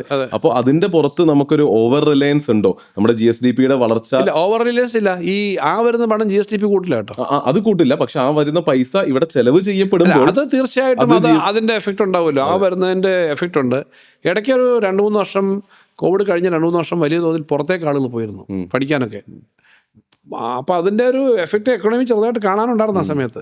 പുറത്തോട്ടത്ര പ്രകടമായില്ലെങ്കിലും ഇവിടുന്ന് പുറത്തേക്ക് പോയി സ്ഥലം മേടിക്കുക, അങ്ങനെ ഒരു ടെൻഡൻസി വന്നു തുടങ്ങി. അപ്പോൾ ഈ പിന്നെ പുറത്തേക്ക് പഠിക്കാൻ പോകുമ്പം 10-20,000 കോടിയൊക്കെ ഓരോ വർഷം പഠിത്തത്തിനായിട്ട് പോവില്ലേ? അത് വാസ്തവത്തിൽ അവിടെ ഒരു പോപ്പുലേഷൻ കുറയുന്നതിൻ്റെ ഭാഗമായിട്ട് അവിടെ കുറച്ച് ജോലിക്ക് ആളെ കൂടുതൽ വേണമായിരുന്നു. കാനഡയിലും ഇംഗ്ലണ്ടിലും ഒക്കെ. ഇപ്പോൾ അത് സ്റ്റാഗ്നേറ്റ് ചെയ്തു, ഇപ്പോൾ അവരെ എടുക്കുന്നില്ല. എന്ന് മാത്രമല്ല, വളരെ ബുദ്ധിമുട്ടേറിയ ജീവിതമാണ് അവിടെ നിന്ന് നമ്മുടെ ചെറുപ്പക്കാർ പഠിക്കാൻ വേണ്ടി മാത്രമല്ല ജോലി കൂടെ കിട്ടുമെന്ന് വെച്ചിട്ടാണ്. വളരെ ബുദ്ധിമുട്ടേറിയ ക്യാമ്പുകളിലൊക്കെ താമസിച്ച് ചിലയിടത്ത് സൂയിസൈഡ്സ് ഒക്കെ ഉണ്ടായിട്ടുണ്ട്. എനിക്കറിയാവുന്ന കേസുകളുണ്ട്, കടം പറ്റി. ഇപ്പോൾ അതല്ല, ഇവിടെ അതിനേക്കാളും നന്നായി ചെയ്യാം, ആളുകൾ മനസ്സിലാക്കുന്നു. അപ്പോൾ ഈ NRI റെമിറ്റൻസ് ഏത് കാലത്തും നമുക്ക് പ്രധാനമാണ്, ഇനിയും ഉണ്ടാവും. കാരണം എന്താ, നമ്മുടെ ആളുകൾ കേപ്പബിളാണ് ജോലി ചെയ്യാൻ. They will go there. But ഇവിടുത്തെ എക്കണോമിക്ക് വലിയ പ്രാധാന്യമുണ്ട്, ജീവിതത്തിന് പ്രാധാന്യമുണ്ടെന്ന് പറഞ്ഞിട്ട് ഇവിടെ പിന്നെ ആളുകൾ വരും, ഇവിടെ ജോലി, അവരുടെ എക്സ്പീരിയൻസ് വെച്ച് ഇവിടെ ജോലി ചെയ്യും. എന്നും പുറത്തേക്ക് പോകുന്നതിനൊന്നും ഞാൻ എതിരല്ല എന്ന് മാത്രമല്ല, അത് നമുക്ക് എക്സ്പോഷർ ഉണ്ടാവണം. ആരും പുറത്തേക്ക് പോകാതിരിക്കാൻ പറ്റില്ല. പണ്ട് ചൈന 14-ാം നൂറ്റാണ്ടിൽ എന്നാണോ വേൾഡ് ട്രേഡ് അവർ വേണ്ടെന്ന് അന്നത്തെ അവിടുത്തെ മതപണ്ഡിതന്മാർ തീരുമാനിച്ചത്, കൺഫ്യൂഷ്യസ് മതം, ചൈന എന്നല്ല വേൾഡ് ലീഡറായിട്ട് നിന്ന് പെട്ടെന്ന് പുറകോട്ട് പോയി. അവർ പറഞ്ഞു നമുക്ക് ചൈനയിലെല്ലാം ഉണ്ട്, നമ്മളിനി പുറത്തോട്ട് പോകണ്ട. അങ്ങനെ പറ്റത്തില്ല, ലോകത്ത് എല്ലായിടത്തുള്ള കാര്യങ്ങൾ മനസ്സിലാക്കണം. പക്ഷെ നമ്മുടെ എക്കണോമിയോടെയും നമ്മുടെ സമൂഹത്തോടെയും നമ്മുടെ സാധ്യതയോടെയും നമുക്കൊരു ബഹുമാനവും അഭിമാനവും വേണം. അത് നല്ലതുപോലെ വരാൻ പറ്റും. ആ സാഹചര്യമാണ്, ആ പശ്ചാത്തലം ഡെവലപ്പ് ചെയ്യും. തീർച്ചയായും. അപ്പോൾ GSDPയുടെ ചർച്ച കഴിഞ്ഞിട്ടുണ്ട്. തീർച്ചയായിട്ടും GSDP നല്ല രീതിയിൽ ഗ്രോ ആയിട്ടുണ്ട്. അപ്പോൾ ഞാൻ ആദ്യം പറഞ്ഞതുപോലെ GSDP ഗ്രോ ആകുന്നു എന്നുള്ളത് മാത്രമല്ല, അത് നല്ലൊരു കാര്യമാണ്. എന്നാൽ മറ്റു പല കാര്യങ്ങളും മോശമായില്ല എന്ന് ഉറപ്പ് കൂടി വരുത്തണം. അപ്പോൾ ആ വിഷയങ്ങൾ കൂടി പെട്ടെന്ന് നമുക്കൊന്ന് നോക്കുമ്പോൾ ഏറ്റവും ആദ്യം നമുക്ക് ഡെറ്റ് ടു GSDP എന്നുള്ള മെട്രിക്കിനെ പറ്റി താങ്കൾ സംസാരിച്ചു. അപ്പോൾ അതും 2021-22 അത് 36-37% ഇപ്പോൾ അത് കുറഞ്ഞിട്ട് അതിൽ കൂടുതൽ പോയിട്ടുണ്ടായിരുന്നു. കണക്കനുസരിച്ച് 37 കൂടുതലുണ്ടായിരുന്നു. അത് ശരി, 38 മേളുണ്ട്. അപ്പോൾ അത് ഇപ്പോൾ കുറഞ്ഞിട്ട് ഒരു 34%-ലേക്ക് 20-21 നമുക്കങ്ങ് കൂടി, 21-20 ആ സമയത്ത് വളരെ കൂടിയത്. കാരണം കോവിഡ് ആയിരുന്നു കാരണം. അതെ, അപ്പൊ അത് താഴ്ത്തു വന്നു. ആ 38-ൽ നിന്ന് 34-ലേക്ക് കുറഞ്ഞിട്ടുണ്ട്. അപ്പൊ അത് 33 ഇപ്പൊ വേണമെന്ന് അവർ പറയുന്നത് ഇപ്പൊ ഈ ഘട്ടത്തിൽ. ശരി, 33 അല്ല, അത് അവരുടെ മോഡലാണ്. ഓക്കെ, അത് ഇന്ത്യയിലെ പല സ്റ്റേറ്റിലും ഇപ്പൊ ഇല്ല. നമ്മളെക്കാളും കടം കൂടിയ 19 സ്റ്റേറ്റ് ഉണ്ട് ടോട്ടൽ കടം. അപ്പൊ ഇത്രയും കുറഞ്ഞു എന്ന് പറയുന്നത്, do you think this is good enough? ഇത് നല്ലൊരു നല്ല വർക്കാണ്. അത് ആകെ കൊടുക്കേണ്ട പണവും ശമ്പളവും ഒന്നും കൊടുക്കാതെ നമുക്ക് കടം കുറയ്ക്കാൻ പറ്റത്തില്ല. അതെല്ലാം ചെയ്തുകൊണ്ടല്ലേ ഇത് കുറയ്ക്കുന്നത്. അതെ. അപ്പോൾ ഇവിടെയും നേരത്തെ നമ്മൾ കിഫ്ബിയെ പറ്റിയും KSSP പറ്റിയും സംസാരിക്കേണ്ടതുണ്ട്. അപ്പോൾ ഈ കിഫ്ബിയിൽ വരുന്ന 30,000 കോടിയോളമാണ് എനിക്ക് തോന്നുന്നു കിഫ്ബിയും KSSPയും എല്ലാം കൂടി ചേർന്നിട്ടുള്ള കടം. അപ്പോൾ അത് കൂട്ടിയിട്ടാണോ ഈ 34% ഉള്ളത്, അത് കൂട്ടാതെയാണോ 34%? അതിപ്പം കൂട്ടുന്നുണ്ടല്ലോ, അത് കൂട്ടിയിട്ടാണിത്. അവർ ആദ്യം 2021 വരെ എടുത്തത് അത് ചെറിയ തുകയല്ലോ, 10,000 കോടിക്ക് അടുത്തുള്ളത് ഞാൻ പറഞ്ഞല്ലോ. KSSPL-നെ നമ്മൾ ഓരോ വർഷം തിരിച്ചടച്ചുകൊണ്ടിരിക്കുക. അതിനകത്ത് വലിയ ബാധ്യത നിൽക്കുന്നില്ല. അങ്ങനെയാണത്.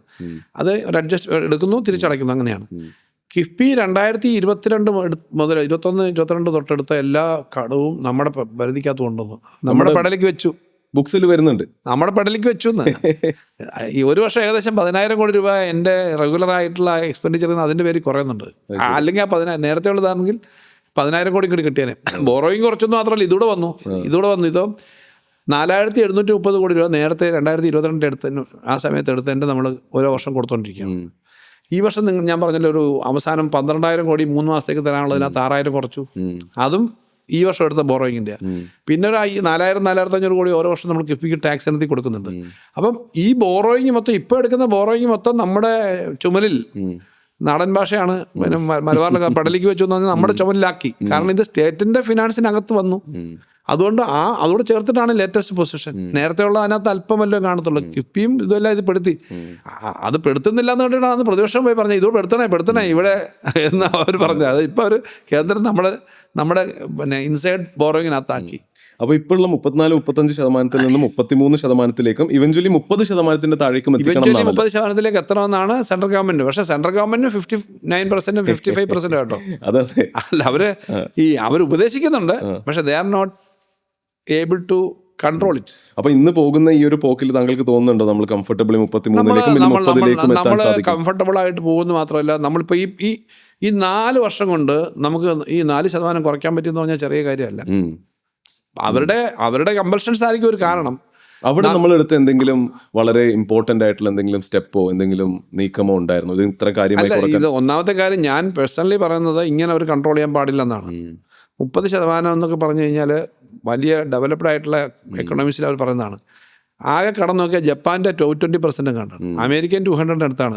നമ്മളീ പറഞ്ഞ 30% എന്ന് പറയുമ്പോൾ അമേരിക്കയുടെയും ജപ്പാന്റെയും ഒക്കെ കടം അത്രയാണ്. ജപ്പാൻ വേറെ തരത്തില്ല. അപ്പൊ അവർ ഇൻവെസ്റ്റ് ചെയ്തിട്ട് കൂടുതൽ ഡെവലപ്മെന്റ് വരുവാണ്. അതിന് റിട്ടേൺ കൊടുക്കണമെന്നേ ഉള്ളൂ. അല്ലാതെ നിങ്ങൾ കോൺട്രാക്ട് ചെയ്ത് കുറഞ്ഞങ്ങ് പോയിട്ട് കാര്യമൊന്നുമില്ല. മനസ്സിലായി. അപ്പൊ താങ്കൾ പറയുന്നത് 30% എന്നുള്ള ഗൈഡ് ലൈൻ തെറ്റാണ്. അത് തെറ്റാണ്. പക്ഷെ നമ്മൾ ഇപ്പോഴത്തെ ഇന്ത്യയിലെ നിയമം അനുസരിച്ച് നമ്മൾ ചെയ്യാൻ പറ്റും. നമുക്ക് അതിന് നിയമങ്ങളുണ്ട്. പക്ഷെ നിങ്ങൾ ചിലവങ്ങ് ചുരുക്കി ഒന്നും ചെയ്യാതെ, അപ്പം ദിവസം ഭക്ഷണം മാത്രം കഴിച്ചാൽ മതി, 2 ജോഡി ഡ്രസ്സ് മാത്രം മതി, ഒരു സൈക്കിളിൽ പോയാൽ മതി. ഞാൻ സിമ്പിൾ ലൈഫിനൊക്കെ അനുകൂലം. അമിതമായ ആർഭാടം കാണിക്കണമെന്ന് പറയുമ്പോൾ തന്നെ നാട്ടിലെ പുതിയ റോഡും പിന്നെ വിമാനത്താവളവും പുതിയ ഫാക്ടറിയും നല്ല സ്കൂളും ഒക്കെ വരണം. അല്ലാതെ പണ്ട് പറയുന്നത് ചോക്ക് കാണിച്ചിട്ട് suppose this is A test tube എന്ന് പറഞ്ഞിട്ട് അധ്യാപകർ പഠിപ്പിക്കാറുണ്ടെന്ന് ഞങ്ങൾ SFI കാലത്ത് പ്രസംഗിക്കാറുണ്ടായിരുന്നു. ഇപ്പം അങ്ങനല്ല. സ്കൂളുകളിൽ 3D പ്രിൻ്ററും റോബോട്ടിക് ലാബും ഒക്കെ ഉണ്ട്. ഇതുണ്ടെങ്കിലല്ലേ നമ്മുടെ കുട്ടികൾക്ക് പഠിക്കാൻ പറ്റും. അപ്പോൾ നമ്മൾ ഈ പറഞ്ഞ പിന്നെ ഇന്ത്യ ഗവൺമെൻറ് ഈ എടുക്കുന്ന നിലപാട് ആരാണ് പറയുന്നത്? ഇൻ്റർനാഷണൽ ഫൈനാൻഷ്യൽ ഏജൻസീസാണ് പറയുന്നത്. അവർ പറയുന്നത് നിങ്ങളധികം കടമെടുക്കണ്ട, ഞങ്ങൾ കടമെടുത്തിട്ടുണ്ട്, ഞങ്ങൾ പറയുന്നത് നിങ്ങൾ ചെയ്യണം, നിങ്ങളുടെ ടാക്സ് കൂടുതലാണ്, നിങ്ങൾ കുറയ്ക്കണം, എല്ലാം കുറയ്ക്കണം. അങ്ങനെ പറയുന്നതിന് ആ ഡിക്റ്റേഷൻ നമ്മൾ വിധേയമാവേണ്ട കാര്യമില്ല. അത് ബിസിനസിൻ്റെ അഡ്വൈസിലായാൽ പോലും ഇൻവെസ്റ്റർ അഡ്വൈസിലായാലും അതൊക്കെ പിന്നെ നമ്മളത് നോക്കിയിട്ടല്ല ചെയ്യുക. അപ്പോൾ ഡെറ്റ് ടു GSDPയുടെയും ഒരു ക്ലാരിറ്റി. അതായത് ഞാൻ ചോദിക്കട്ടെ, നിങ്ങൾ മണി മാറ്റേഴ്സിനകത്ത് അഡ്വൈസ് ചെയ്യുമ്പോൾ നിങ്ങൾ ഗവൺമെൻറ് ബോണ്ടിൽ മാത്രം ഇട്ടാൽ മതി എന്ന് പറയുമോ? ഒരിക്കലും ഇല്ല. എന്നാൽ പിന്നെ നിങ്ങളുടെ അഡ്വൈസ് വേണ്ടല്ലോ, ഞാൻ 7% ഇട്ടാൽ മതിയല്ലോ. നിങ്ങൾ പറയുന്നത് ഇന്ന കമ്പനിയുടെ പ്രോസ്പെക്ട്സ് വളരെ നല്ലതാണ്, സോ യു ക്യാൻ ഇൻവെസ്റ്റ്. ചിലപ്പോൾ തെറ്റിപ്പോവാം. അതെ അതെ, ഷെയർ മാർക്കറ്റൊക്കെ അങ്ങനെയാണ്. പക്ഷേ ഈ കമ്പനി കഴിഞ്ഞ 15 വർഷമായിട്ട് അവരുടെ ഒരു ഗ്രോത്ത് ഇങ്ങനെയാണ്.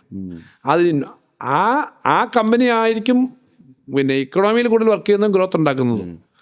ഗവൺമെൻറ് ബോണ്ടിൽ മാത്രം ഇട്ടാൽ മതി എന്ന് പറഞ്ഞാൽ അഷ്യൂർഡാണ്, നിങ്ങൾക്ക് 7% കിട്ടും, പക്ഷേ യു വിൽ ബി സ്റ്റാഗ്നേറ്റഡ്. അതെ. അപ്പം അതിനകത്ത് ബിസിനസ് ഗാംബ്ലിംഗ് അല്ല.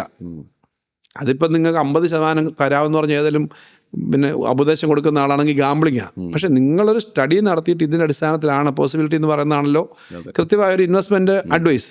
എന്ന് പറയുന്ന പോലെ സംസ്ഥാന സർക്കാരുകളും കേന്ദ്ര സർക്കാരും തൊഴിലുറപ്പ് പദ്ധതി നിർത്തിക്കളയുക, ചിലവ് കുറയ്ക്കണം. തൊഴിലുറപ്പ് പദ്ധതി നിർത്തിക്കഴിഞ്ഞാൽ ഇന്ത്യയിൽ കോടിക്കണക്കിന് ആളുകൾ പട്ടിണിയാവും. ഉത്തരേന്ത്യയിലൊക്കെ ആണെങ്കിൽ ചിലപ്പം ആത്മഹത്യകൾ പോലും ഉണ്ടാവും. അമേരിക്കയിൽ നിന്ന് ഇറക്കുമതി ചെയ്യുന്ന പാല്, ഇംഗ്ലണ്ടിൽ നിന്ന് ഇറക്കുമതി ചെയ്യുന്ന പാല്, ഓസ്ട്രേലിയയിൽ നിന്ന് ഇറക്കുമതി പാലിറക്കാൻ അനുവാദം കൊടുക്കണം. 30 രൂപയ്ക്ക് ഇവിടെ പാല് കിട്ടും. അത് നല്ല കാര്യം തോന്നുന്നു, 30 രൂപയ്ക്ക് പാല് കിട്ടുമല്ലോ. പക്ഷേ കേരളത്തിൽ പശുകൃഷിക്കാരൻ പാല് കൊടുക്കുന്നത് 54 രൂപയ്ക്കോ 58 രൂപയ്ക്കോ. ഇവർ 10 ലക്ഷം പേരുണ്ട്. അതോടുകൂടി അവരുടെ പരിപാടി തീരും. പശുവിനെ അവർക്ക് ഇറച്ചി വിലയ്ക്ക് വിൽക്കേണ്ടി വരും. ഏതാ നല്ലത്? നമ്മുടെ എക്കോണമി പ്രൊട്ടക്ട് ചെയ്തില്ലെങ്കിൽ ഈ 10 ലക്ഷം കുടുംബങ്ങൾ അങ്ങനെ ജീവിക്കും. ഇതാണ് നമ്മൾ ഈ ഞാൻ പറഞ്ഞത്, ഈ വെറും ബ്ലൈൻഡായിട്ട് ആരെങ്കിലും പറയുന്നതല്ല, നമ്മുടെ നാട്ടിലെ എക്കണോമി കൂടെ നോക്കിയിട്ടാണ് തീരുമാനിക്കുന്നത്. തീർച്ചയായും. അപ്പോൾ ഡെറ്റ് ടു GSDP റേഷ്യോയുടെയും ആ ഒരു ക്ലാരിറ്റി കിട്ടിയ സ്ഥിതിക്ക് നമുക്കിനി വരുമാനത്തിലേക്ക് പോകാം. വരുമാനത്തിൽ എന്താണ് സംഭവിക്കുന്നത്? നമ്മൾ പറഞ്ഞ പോലെ വരുമാനം കൂടുക കൂടി വേണം, അതുപോലെ ക്വാളിറ്റി ഓഫ് ഇൻകം കൂടി നോക്കേണ്ടതുണ്ട്. അപ്പോൾ വരുമാനത്തിൻ്റെ ഗ്രോത്തിലേക്ക് നോക്കുകയാണെങ്കിൽ അഗെയിൻ 2021-22 1,16,000 കോടിയായിരുന്നു. അതിനുശേഷം 2022-23 ഇൻട്രസ്റ്റിംഗ്ലി അത് 1,32,000 കോടിയിലേക്ക് പോയി. പക്ഷെ അതിനുശേഷം കഴിഞ്ഞ 2 വർഷമായിട്ട് ഇൻകം താഴേക്ക് വന്നിട്ടുണ്ട്. ഇൻകം 2022-23 നിന്ന് നമുക്ക് ഗ്രോ ചെയ്യിക്കാൻ പറ്റിയിട്ടില്ല. അവിടെ നിന്ന് സ്റ്റാഗ്നന്റ് ആണ്, അല്ലെങ്കിൽ ഒരു 6-7% താഴേക്ക് വന്നു എന്ന് പറയാം. അപ്പോൾ അവിടെ എന്താണ് സംഭവിക്കുന്നത്? എന്തുകൊണ്ടാണ് ഇൻകം ഗ്രോ താഴേക്ക് വന്നത്? ഇൻകം താഴേക്ക് വന്നതല്ല, യഥാർത്ഥത്തിൽ ഈ പറഞ്ഞെന്ന് പറഞ്ഞാൽ ഇൻക്ലൂഡിംഗ് ഗ്രാൻഡ്സ് ഒക്കെയാണ് ഈ പറയുന്നത്. അതെ അതെ, ഇൻക്ലൂഡിംഗ് ഗ്രാൻഡ്സ് ആണ്. അപ്പോൾ താങ്കൾ നേരത്തെ പറഞ്ഞ 1,000 കോടി രൂപ കിട്ടിയിരുന്ന ഗ്രാൻഡ് 6,000 കോടിയിലേക്ക് ചുരുങ്ങി. എന്നിട്ട് ഞാൻ ആദ്യത്തെ വർഷം തൊട്ട് മുമ്പത്തെ വർഷം ശമ്പള പരിഷ്കരണം ഏറ്റവും അവസാനത്തെ വർഷമാണല്ലോ വരിക. ഫിനാൻസ് കമ്മീഷൻ ഞങ്ങൾക്ക് കിട്ടിക്കൊണ്ടിരുന്നത് ഈ 5 വർഷത്തെ ഫിനാൻസ് കമ്മീഷന് 37,000 കോടിയും അതിനു മുമ്പത്തെ 1 വർഷത്തെ ഒരു ഇൻട്രീം ഫിനാൻസ് കമ്മീഷൻ പീരീഡ് ഉണ്ട്, അതിൽ നിന്നും 15,000 കോടി, അങ്ങനെ 53,000 കോടിയായിരുന്നു അന്ന് കിട്ടിയത്. പക്ഷേ അതിൻ്റെ 3 വർഷം കഴിഞ്ഞപ്പോൾ 2 വർഷം കഴിഞ്ഞപ്പോൾ അതങ്ങ് താഴോട്ട് പോയി. ഇനി പുതിയ ഫൈനാൻസ് കമ്മീഷനിൽ റവന്യൂ ഡെഫിസിറ്റ് ഗ്രാൻഡ് ഇല്ല ആർക്കും. ഇതെന്നാണ് ഗ്രാൻഡ് നിൽക്കുന്നത്? 2022-23 21-22 കുറഞ്ഞു. 23-24 ആയപ്പോൾ 4,000 കോടിയായി. 24 അതിന് 25-20 ആ വർഷം പിന്നെ ഇല്ല. ലാസ്റ്റ് 2 വർഷം ഒന്നുമില്ല. അപ്പോൾ ആ ഗ്രാൻഡ് പോയി. റവന്യൂ ഡെഫിസിറ്റ് ഗ്രാൻഡ് ആണ് അതെങ്കിൽ ഈ കോമ്പൻസേഷൻ 2022 വരെ ഉണ്ടായിരുന്നു. ഞാൻ വരുന്ന വർഷം 12,000 കോടി കിട്ടി. 22 ജൂലൈയിൽ അത് നിന്നു. ആ 12,000 പോയി. ഇങ്ങനെ 33,000 കോടി കിട്ടുന്നിടത്ത് 6,000-ലേക്ക് പോയി. അതേസമയം ഞങ്ങളുടെ എക്സ്പെൻഡിച്ചർ നോക്കി, തൊട്ട് മുമ്പത്തെ ലാസ്റ്റ് ഇയറിൽ 1,32,000 ആയിരുന്നു കഴിഞ്ഞ ഗവൺമെൻറ് ലാസ്റ്റ് ഇയർ. ഞാൻ വരുന്ന ഫസ്റ്റ് ഇയറിൽ 1,62,000 കോടിയായി. അതിനടുത്ത 2 വർഷവും ആ എക്സ്പെൻഡിച്ചർ തന്നെ വലിയ ജമ്പില്ലാതെ നിന്നു. എക്സ്പെൻഡിച്ചർ കുറഞ്ഞില്ല, കാരണം എന്താ, ശമ്പള പരിഷ്കരണം വന്നു, കുടിശ്ശിക വന്നു, എല്ലാം വന്നു. പക്ഷേ എൻ്റെ വരുമാനം കുറഞ്ഞു. ആ വരുമാനം കുറഞ്ഞപ്പോൾ ഞാൻ ഈ ഗ്രാൻഡ് കുറഞ്ഞു. ഞാൻ എങ്ങനെ ഇന്റേണൽ റവന്യൂ കൊണ്ടാണ് അത് മാനേജ് ചെയ്തത്. അതെ അതെ, അതായത് ഈ 1,32,000 എന്നുള്ള ടോട്ടൽ റവന്യൂ ഇപ്പോഴും 1,25,000 നിൽക്കുന്നുണ്ട് എങ്കിൽ ഈ 27,000 കോടി ഗ്രാൻഡ് കുറഞ്ഞു. അപ്പൊ 27,000 അല്ലെങ്കിൽ 20,000 കോടി നമ്മൾ കൂട്ടിയിട്ടുണ്ട്. 2 വർഷം കൊണ്ട് നമ്മൾ വർദ്ധിച്ചു. ഇന്റേണൽ റവന്യൂ കൂടിയിട്ടുണ്ട്. ഈ 2 വർഷവും, അതായത് ഞാൻ വരുന്ന വർഷം, അതിന്റെ ലാസ്റ്റ് വർഷം, തൊട്ട് മുമ്പത്തെ വർഷം ടോട്ടൽ ടാക്സ് 47,000 കോടിയും നോൺ ടാക്സ് 7,000 കോടിയായിരുന്നു. 54,000 കോടിയായിരുന്നു. ഈ വർഷം അത് 1,10,000 കോടിയിലധികമാവും. ഓൺ ടാക്സ് സ്റ്റേറ്റിൻ്റെ own tax and non tax. അത് ശരി. അപ്പോൾ ഞാൻ ഏകദേശം 50,000 കോടി കുറഞ്ഞു എന്ന് പറയുമ്പോൾ ചിലർ പറഞ്ഞത് ഇത് ചുമ്മാ 50,000 കോടി ഒരു വർഷം കുറഞ്ഞു. 50,000 കോടി കുറഞ്ഞു, പക്ഷേ എൻ്റെ സ്റ്റേറ്റിൻ്റെ ധനകാര്യ വകുപ്പിൻ്റെ ഇൻകം 50,000 കോടിയിലധികം വർദ്ധിച്ചു. ടാക്സ് വർദ്ധിപ്പിക്കാൻ നമുക്ക് അവകാശമില്ലെന്ന് മനസ്സിലാക്കണം. ആകെ മദ്യത്തിനും പെട്രോളിനും ഡീസലിനും മാത്രമേ ഉള്ളൂ നമ്മുടെ ടാക്സേഷൻ പവേഴ്സ്. മദ്യത്തിന് കഴിഞ്ഞ 5 വർഷമായിട്ട് ടാക്സ് കൂട്ടിയിട്ടില്ല. കാരണം ന്യായവിലയ്ക്ക് കൊടുക്കാമെന്ന് വെച്ചിട്ടല്ല, ഈ മയക്കുമരുന്നിൻ്റെ ഒരു പ്രശ്നം, അത് വില അധികം കൂടിയാലൊരു പ്രശ്നമാണെന്നുള്ള ചില ചർച്ചകളൊന്നുണ്ട്. പെട്രോളിനും ഡീസലിനും അങ്ങനെ കൂട്ടാൻ പറ്റിയിട്ടില്ല. 1 രൂപയും കണ്ടൊരു സെസ് ഏർപ്പെടുത്തിയില്ല, ഒന്നും കൂട്ടിയിട്ടില്ല. പിന്നെ സെൻട്രലിൻ്റെ ഇല്ല ടാക്സ്. അപ്പോൾ ഈ അവിടെ ഞങ്ങൾക്ക് ഇത് കളക്ഷനെ എഫക്റ്റീവ് ആക്കുക, എക്കണോമി ആക്റ്റീവ് ആക്കുക, വൈബ്രൻ്റ് ആക്കുകയാണ്. അവിടെ വെച്ചിട്ടാണ് ഞങ്ങൾ 54,000 കോടിയിൽ നിന്ന് 1,10,000 കോടിയിലേക്ക് ഏകദേശം അതിൻ്റെ ഇൻക്രീസ് വന്നത്. അപ്പോൾ ഈ ഇത് സ്റ്റാഗ്നേറ്റഡ് ആയിട്ടുള്ള എക്കണോമി അല്ല, ആ ഗ്രോത്ത് വന്നു. ഇനി നോക്കിക്കോളൂ, 3 വർഷം കഴിയുമ്പം 1,62,000, 1,60,000, 1,60,000 നിന്ന് 4-ാം വർഷം വന്നപ്പോൾ എല്ലാവരും പ്രെഡിക്റ്റ് ചെയ്തിരുന്നത് 4-ാം വർഷത്തോടുകൂടി പൂർണ്ണമായും ഗ്രാൻഡ് തീർന്നല്ലോ. എല്ലാവരും പ്രെഡിക്റ്റ് ചെയ്തത് ഈ വർഷം ശമ്പളം കൊടുക്കാതെ പൊളിഞ്ഞു വീഴുന്നതാണ്. പ്രതിപക്ഷവും വാസ്തവത്തിൽ എക്സ്പെക്ട് ചെയ്തത് അധികമൊന്നും ചെയ്യേണ്ട, അന്നേരം പൊളിഞ്ഞോളും എന്നാണ് സത്യം പറഞ്ഞ. പക്ഷേ ആ വർഷം 1,73,000 കോടിയിലേക്ക് എക്സ്പെൻഡിച്ചർ വന്നു. കാരണം നമ്മുടെ ആകെ ഒരു പൊതു ഇടപെടൽ കൊണ്ടാണ്, അല്ലെങ്കിൽ നമ്മുടെ എക്കണോമി ഈ ഇപ്പോഴത്തെ കറണ്ട് ഇയറിൽ ഈ 1,73,000 എന്നുള്ളത് ഇതുവരെ ഇതിനകത്തിപ്പം 1,95,000 കോടിയായി എക്സ്പെൻഡിച്ചർ ഈ വർഷം.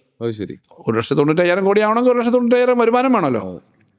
1,95,000 2 ലക്ഷം ആവുമെന്നാണ് നമ്മൾ പ്രതീക്ഷിച്ചത്. അപ്പോൾ 6,000 കോടി രൂപ അവസാനം അവർ കട്ട് ചെയ്തു. അല്ലെങ്കിൽ അത് 2 ലക്ഷത്തിന് മുകളിൽ പോയി. എന്തായാലും 2 ലക്ഷത്തിലേക്ക് എത്തുമെന്നാണ് ഫൈനൽ കണക്ക് വരുമ്പോൾ ഞാൻ പ്രതീക്ഷിക്കുന്നത്. എന്തായാലും 1,95,000 കോടിയായി. അടുത്ത വർഷം അത് 2,30,000 കോടിയെങ്കിലും ആകും എന്നാണ് പ്രതീക്ഷിക്കുന്നത്. അപ്പോൾ ഈ ട്രാപ്പ് ഉണ്ടല്ലോ, ഈ തകർച്ച, അതിൽ നിന്ന് നമ്മൾ അതൊക്കെ കയറി. ഇവർ ഇന്ത്യയിലെ എല്ലാ സ്റ്റേറ്റിനും 100 രൂപ അവരുടെ റവന്യൂ വരുമാനത്തിൽ 53 രൂപ സെൻട്രിൽ നിന്ന് കിട്ടുമ്പം 25 കിട്ടുന്നുള്ളത് ഞാൻ പറഞ്ഞല്ലോ. അതാണ് ഞാൻ പറഞ്ഞ 30,000 കോടിയുടെ കുറവ് വന്നത്. അവിടെയാണ് കേരളം പിടിച്ചിരിക്കുന്നത്. ഇവരുടെ നമ്മളെ ശ്വാസം മുട്ടിച്ചില്ലാതാക്കാമെന്ന് വിചാരിച്ചാൽ പോലും കേരളീയർ എല്ലാവരും ഒരുമിച്ച് പിടിച്ചിട്ട്, അത് മന്ത്രി എന്ന നിലയിലോ വകുപ്പ് എന്ന നിലയിലോ ഒന്നല്ല ഞാൻ പറയുന്നത്. അപ്പോൾ അതായത് വരുമാനം കുറഞ്ഞെന്ന് ഔട്ട്സെറ്റിൽ തോന്നുമെങ്കിലും വരുമാനം കുറഞ്ഞു എന്നുള്ളത് ഗ്രാൻഡ്സ് ആണ് പറഞ്ഞത്. സെൻട്രൽ ട്രാൻസ്ഫേഴ്സ് കുറഞ്ഞു. ഒരു കാര്യം കൂടി ഞാൻ പറയാം, ഭാവി നിങ്ങൾക്ക് പൊതുവിൽ ഇൻവെസ്റ്റേഴ്സിന് സഹായകരമായ കാര്യമാണ് നിങ്ങളുടെയൊക്കെ മേഖലയ്ക്ക്. ഈ കഴിഞ്ഞ GST റേറ്റ് റാഷണലൈസേഷൻ വന്നല്ലോ, 2 പ്രാവശ്യം വന്നു. സമയം ചുരുക്കം കൊണ്ടാണ് ഞാൻ അധികം പറയുന്നത്. 14% ഇന്ത്യയിൽ 100 രൂപയുടെ സാധനം വിറ്റാൽ 14 രൂപ ടാക്സ് ആയിരുന്നു GST വരുമ്പോൾ. അത് ഒരു പ്രാവശ്യം അവർ നേരത്തെ കുറച്ച് 11 ആക്കി. പൊളിറ്റിക്കലി അവർക്ക് ഇലക്ഷന് വേണ്ടിയിട്ടാണ്.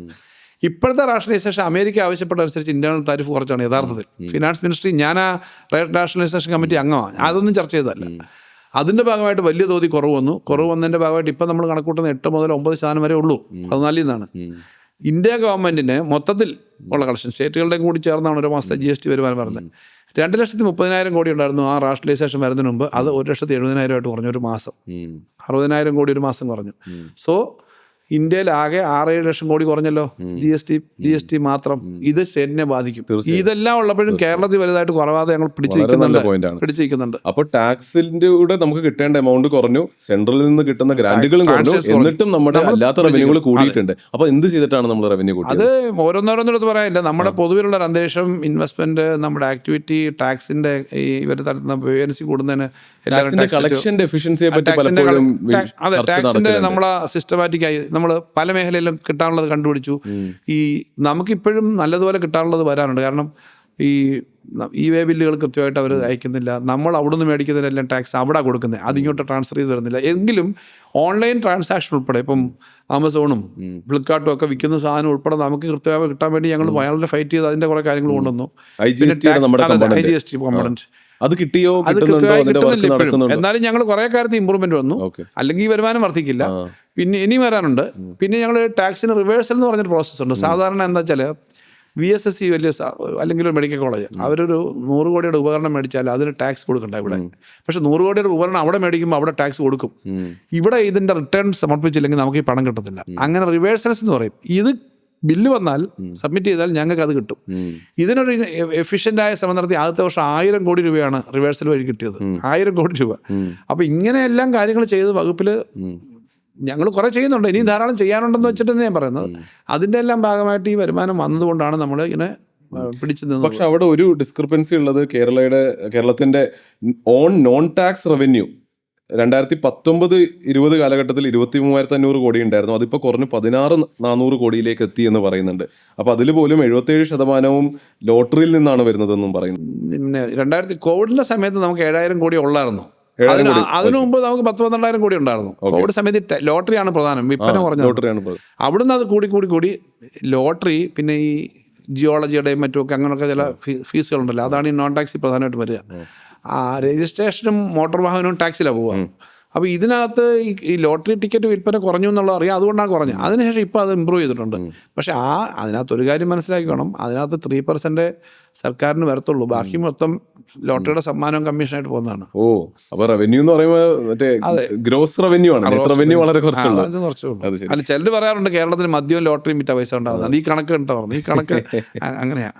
അപ്പോൾ ഈ നോൺ ടാക്സ് റവന്യൂല് മദ്യവും ലോട്ടറി അല്ലാതെ വേറെ എന്താണുള്ളത്? ഇനി എന്ത് ഉണ്ടാക്കാൻ സാധിക്കും? റവന്യൂലാണ് മദ്യവും ലോട്ടറി. ഓ, ശരി. ടാക്സിനകത്ത് വാറ്റും കേരള ടാക്സ് ആണ് ഉള്ളത്, അത് മറ്റേ GST ഇല്ലെന്നേ ഉള്ളൂ. അപ്പോൾ നോൺ ടാക്സിൽ വരുന്ന ലോട്ടറി, ഇപ്പൊ ജിയോളജിയുടെ ഫീസ്, മറ്റു ചില ഫീസുകളില്ലേ, ചില ലൈസൻസ് ഫീസ്, ചെറിയ ഫീസുകൾ മേടിക്കുന്നത്, യൂസർ ഫീ, ഇതൊക്കെയാണ് വരുന്നത്. അത് ചെറിയ തുകയുള്ളത്. ശരി.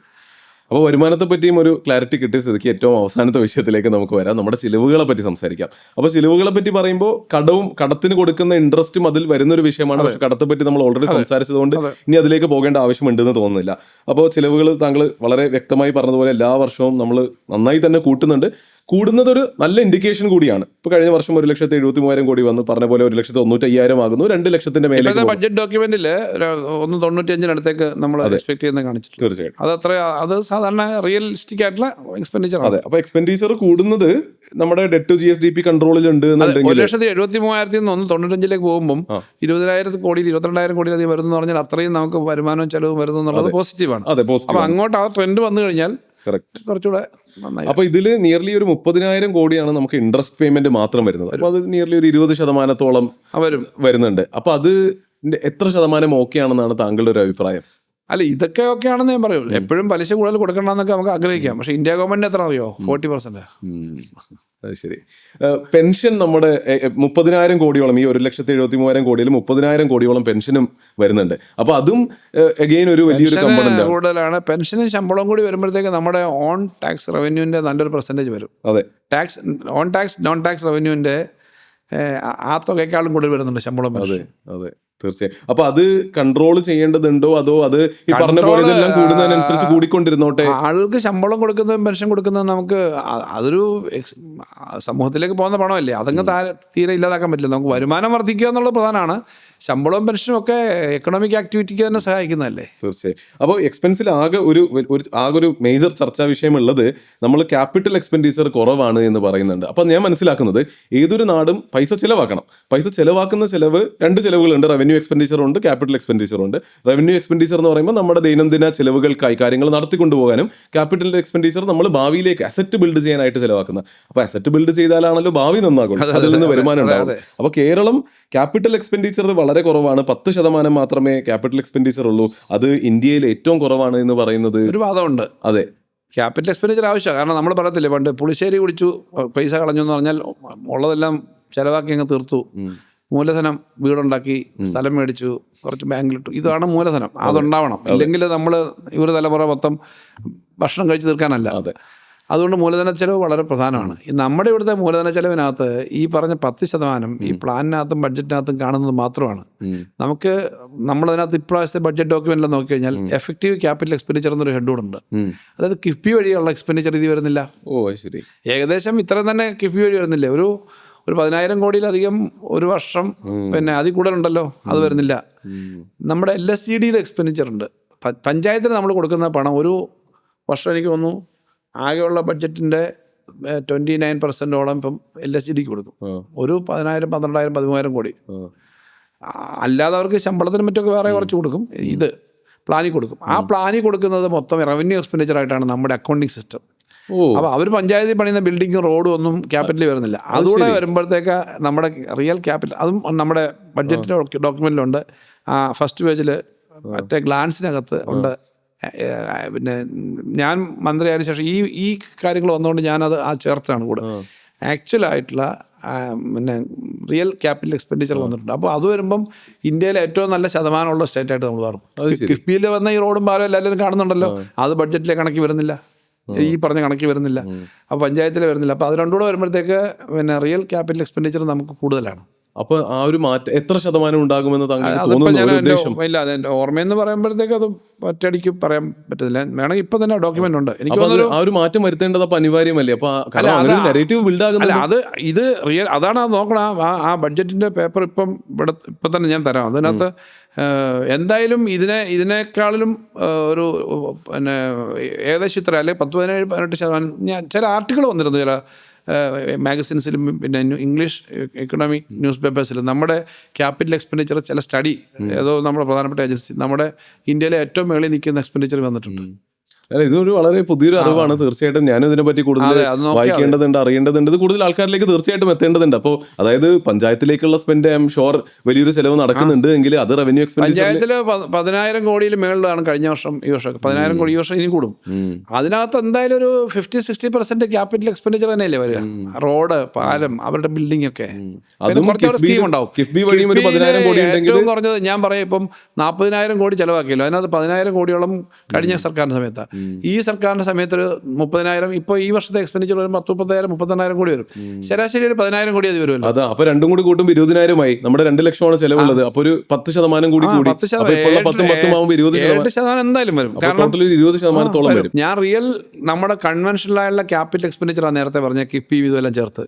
യഥാർത്ഥത്തിൽ ഞങ്ങളുടെ ആർഗ്യുമെന്റ് നമ്മുടെ ക്യാപിറ്റൽ എക്സ്പെൻഡിച്ചർ ഹ്യൂമൻ ക്യാപിറ്റലിലൂടെ ചേർത്താണെന്നാണ്. ഞങ്ങളതിൻ്റെ കണക്കൊക്കെ എടുത്ത് ബാധിക്കുന്നില്ല. കാരണം ഇന്ത്യയിൽ ഏറ്റവും കൂടുതൽ നമ്മുടെ കേരളത്തിലെ ബഡ്ജറ്റിൽ ഏറ്റവും കൂടുതൽ ചിലവാക്കുന്ന എഡ്യൂക്കേഷനാണ്, രണ്ടാമത്തെ ഹെൽത്തിനാണ്. എഡ്യൂക്കേഷൻ എന്ന് പറഞ്ഞു കഴിഞ്ഞാൽ ടാഞ്ചിബിളായിട്ടുള്ള ഒരു കെട്ടിടം പോലെ അല്ലല്ലോ. ഈ കുട്ടികളെല്ലാം ഇങ്ങനെ പഠിപ്പിക്കുന്ന നമ്മുടെ ഹ്യൂമൻ ക്യാപിറ്റലാണ് ലോകം മൊത്തം പോയിട്ട് ഇന്ത്യയിലേക്ക് തന്നെ NRI നിക്ഷേപം കൊണ്ടുവരുന്നത്, അല്ലെങ്കിൽ കേരളത്തിൽ റിസർച്ച്. അപ്പോൾ അത് ഇവർ കണക്ക് കൂട്ടുന്നില്ല.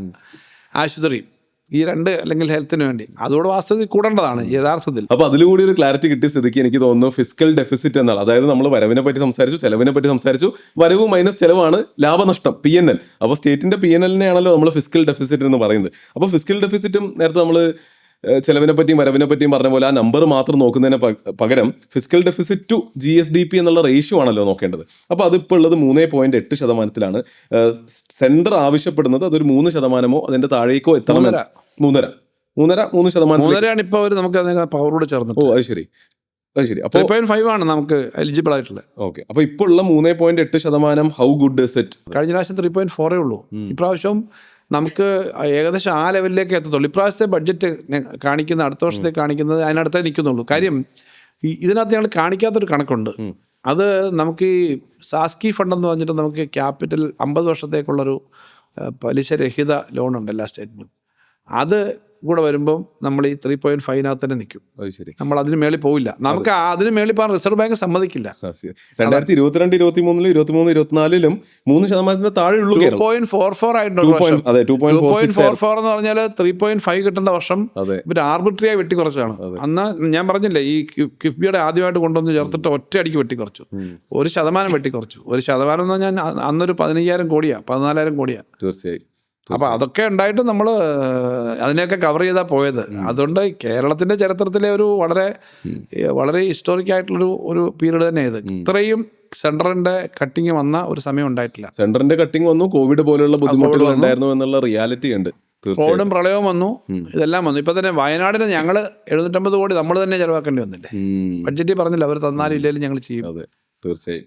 അപ്പോൾ നമ്മൾ ഇത് തുടങ്ങിയത് ഞാൻ താങ്കളോട് ചോദിച്ചൊരു ചോദ്യത്തിൽ നിന്നാണ്. അതായത് ഒരു ഫൈനാൻസ് മിനിസ്ട്രിയുടെ പണി എന്താണ്, അത് എങ്ങനെ നമുക്ക് ജഡ്ജ് ചെയ്യാമെന്ന്. അപ്പോൾ ഞാൻ താങ്കളിൽ നിന്ന് തന്നെ ആ ചോദ്യം അല്ലെങ്കിൽ ആ ഉത്തരം തേടിയത് അതേ സംഭവങ്ങൾ വെച്ച് തന്നെ നമുക്ക് നാടിനെ നോക്കിയിട്ട് ഒരു ഉത്തരത്തിലേക്ക് എത്താമെന്നുള്ള ശ്രമത്തിലാണ്. അപ്പോൾ അധികം നല്ല കാര്യങ്ങൾ എനിക്കും കുറേ സംസാരിക്കാൻ സാധിക്കില്ല, കാരണം അത് PR ആണെന്ന് പറഞ്ഞേക്കാം. എന്നാലും നമ്മൾ ഇതുവരെ സംസാരിച്ച വിഷയങ്ങൾ വെച്ച് ഞാൻ മനസ്സിലാക്കുന്നത് നമ്മുടെ GSDP ഗ്രോ ചെയ്യിക്കണം എന്നുള്ള വിഷയം നമ്മൾ ഏറ്റവും ആദ്യം പറഞ്ഞു. അത് നമ്മുടെ സ്റ്റേറ്റിൽ വളരെ നന്നായി നടക്കുന്നുണ്ട്, നമുക്ക് മനസ്സിലാകുന്നുണ്ട്. കടത്തിൻ്റെ ഒരു വിഷയം പറഞ്ഞു. അപ്പോൾ അത് ഡെറ്റ് ടു GSDP വെച്ചാണ് നോക്കേണ്ടത്. അത് പണ്ട് ഉണ്ടായിരുന്ന അവസ്ഥയിൽ നിന്ന് കുറഞ്ഞിട്ടുണ്ട്. സെൻറ്റർ പറഞ്ഞ ഗൈഡ് ലൈൻസിലേക്ക് എത്തുന്നുണ്ട്. പക്ഷെ താങ്കളുടെ അഭിപ്രായം ആ ഗൈഡ് ലൈൻസ് ഒന്നും നല്ലതല്ല അല്ലേ? വളരണമെങ്കിൽ എൻ്റെ അഭിപ്രായം മാത്രമല്ല, നമ്മുടെ ഈ ഡെവലപ്പിംഗ് കൺട്രീസിലെ ഇപ്പോൾ ഏഷ്യയിലെ പല രാജ്യങ്ങൾ, അമേരിക്കയോ ഇംഗ്ലണ്ടോ യൂറോപ്പിലെ ചില രാജ്യങ്ങളോ എല്ലാ സ്ഥലത്തെയും എക്കണോമിസ്റ്റുകൾ തന്നെ പറയുന്നത് ഈ 30% എന്ന് പറഞ്ഞാൽ അവരുണ്ടാക്കിയിരിക്കുന്ന ഒരു യാഡ് സ്റ്റിക്കാണ് ഈ ആകെ GSDP 3% എന്നൊക്കെ.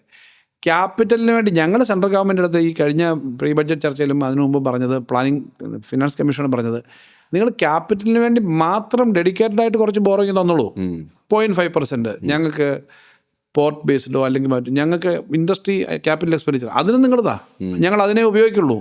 അതിന് പോലും തരാതെ ക്യാപിറ്റൽ ഇൻവെസ്റ്റ്മെൻറ്റിന് വേണ്ടി, പുതിയ നിക്ഷേപത്തിന് വേണ്ടി പോലും തരാതിരിക്കുന്നത് ശരിയല്ല. കാരണം എപ്പോഴും ഈ നമ്മുടെ ഏഷ്യൻ ടൈഗേഴ്സ് എന്ന് പറഞ്ഞ രാജ്യങ്ങളുടെ, തായ്ലൻഡും പിന്നെ കൊറിയയും ഒക്കെ നോക്കിയുള്ളൂ, അവരുടെ എക്കോണമി ഗ്രോ ചെയ്ത് എങ്ങനെയാണ്?